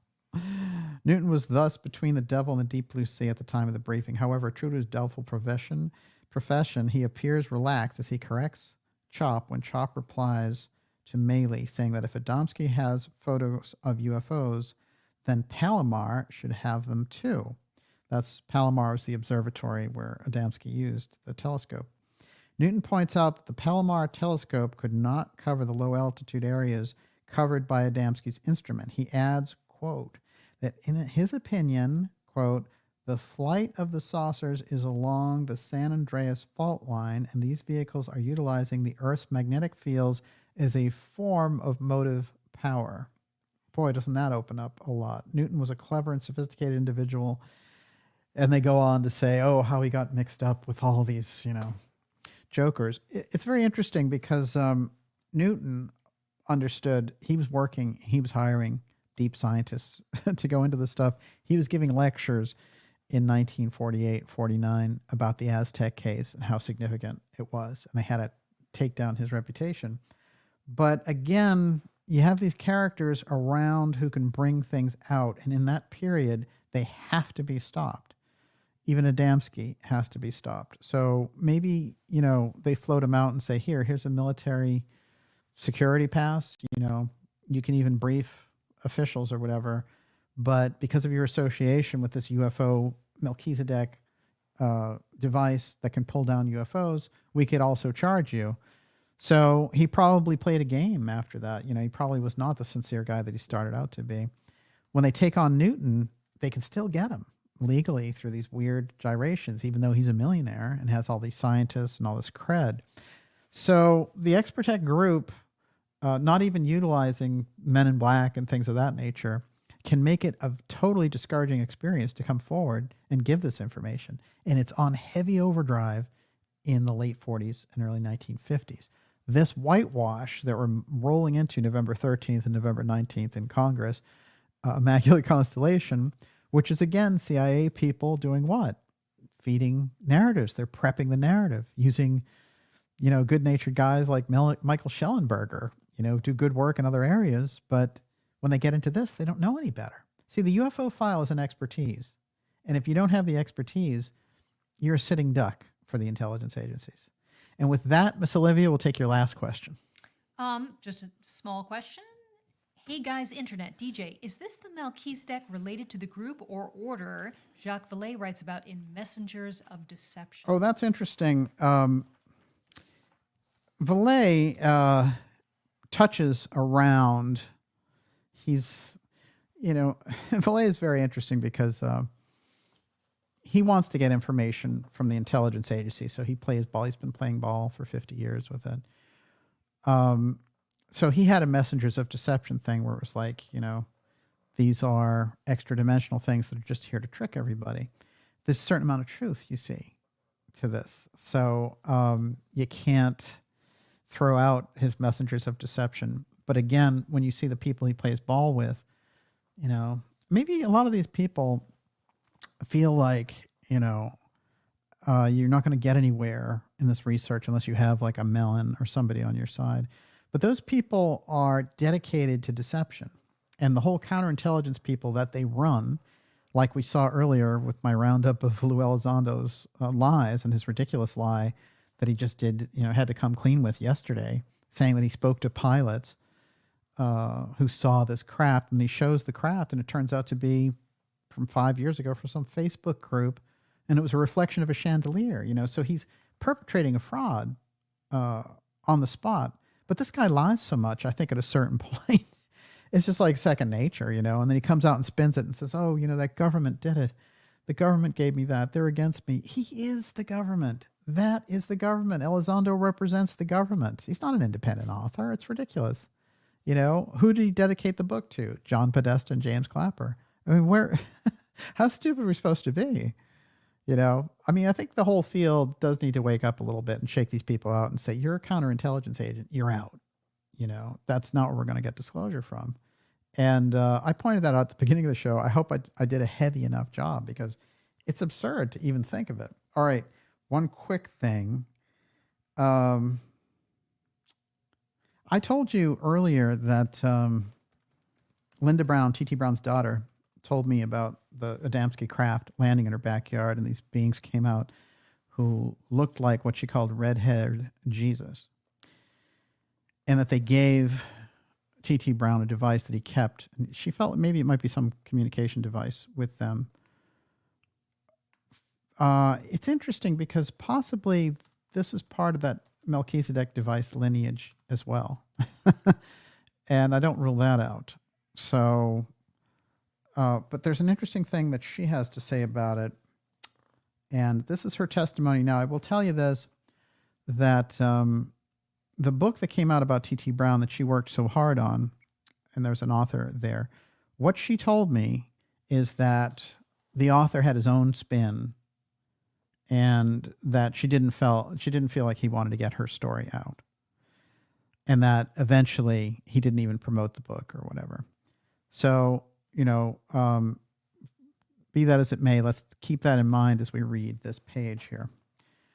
Regardless of the veracity of Adamski's accounts of his encounter with the Venusian named Orthon, Adamski, one way or another, produced some of the most recognizable photographs of UFO that were published in the 50s. The most recognizable Adamski scout ship, the craft in these photos is circular but not flat or saucer-shaped, with rather a remarkable component of the depicted craft in a cylindrical dome-topped compartment situated above the disc, complete with circular portholes. I've shown you this, which is the Adamski craft in a tube sitting in oil. It must be also noted that according to Linda Brown, the scout ship shown in George Adamski's photographs also bears a striking resemblance to the ships that she dreamed of landing in a field in Virginia just before her father went to France. Look, what she told me was, I didn't dream it. You know, this is what I saw. And so this guy is like, he's uncomfortable with the thing, and he inserts, oh, it's a dream, you see. So you have a lot of obfuscation. That's why you have to go deep with this stuff. But I will say, I'll finalize this here. So it's perhaps not surprising that the replicating both the shape and the imagined performance of the scout ship was one focus of the experiments in the Bonson lab. And I think that that whole piece about the Bonson lab is going to come full circle in this case around the Melchizedek device. I think this is definitely related to it. There's something to that story that hasn't been told, and that's why they took Bonson's plane down. I will say an unusual thing for the record, which is that Gigi Young, of course, great friend and regular guest on this program, identified Sandy Carson before before she even knew anything about the book. And it came up, and it's quite interesting because there were a series of things that were attached to that. But I want to say that I think the Sandy Carson piece in the book is significant because she's a female astronaut. And if this is a foreshadowing of a kind of a UFO event that they're going to try to pull off. Remember, in Bonson's book, The Stars Are Too High, it's a group of scientists who get together and fake an alien invasion for a good cause to get, you know, these groups together to denuclearize. But nonetheless, that whole idea of blue beam and the fake alien invasion, I think, hangs out there. And I think with that, the Melchizedek UFO file, Tesla, and the hunt for the UFO killer, part 1, that gets us there. Part 2, watch out, because it's going to go deep, and it's going to get deep on Aztec. And with that, Miss Olivia, Okay. you're up. Let me thank Susurration, Normally Smith Music, The Bikini Truther, Quantum Paradox, Larminine Bay, Jay Parsons, Descat Brock, Roosevelt Media News, Eurythmia's Fun, Global Atlantis, Debbie McAdoo, I See Butts, hold on.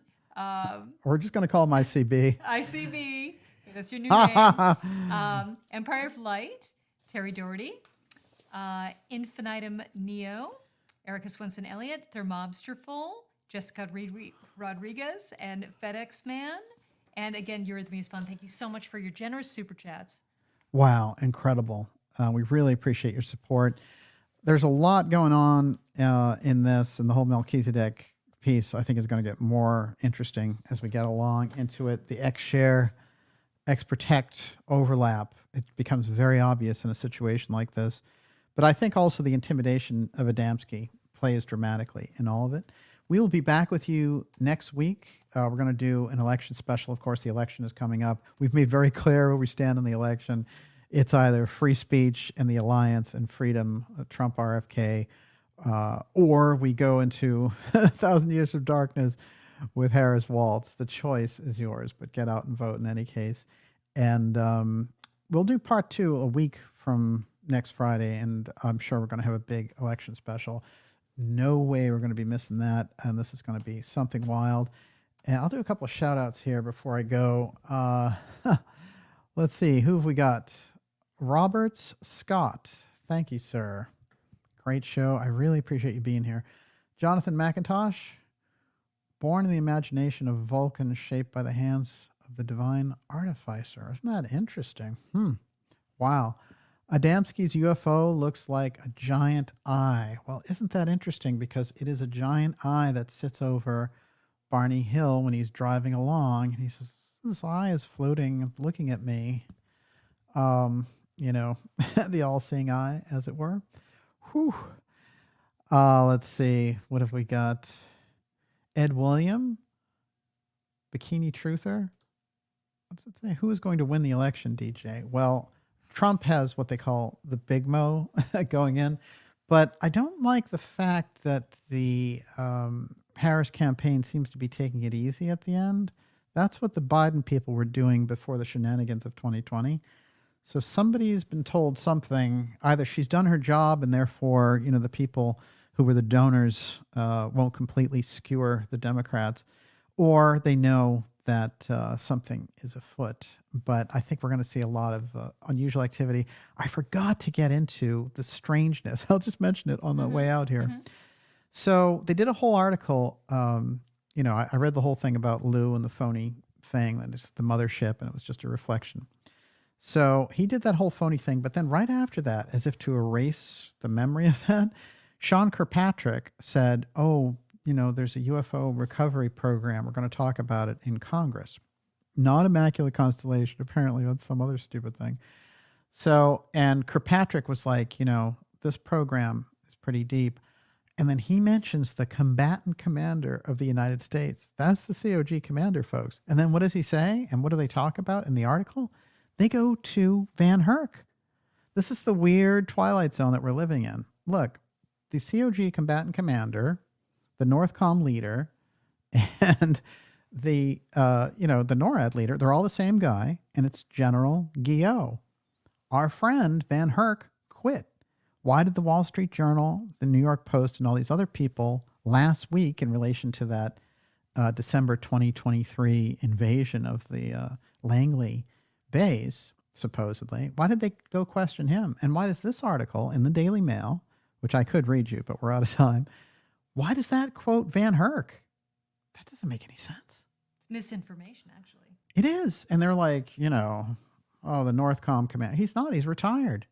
Guillot took over. So those types of things, you know, I always watch for COG activity during an election, and especially this one.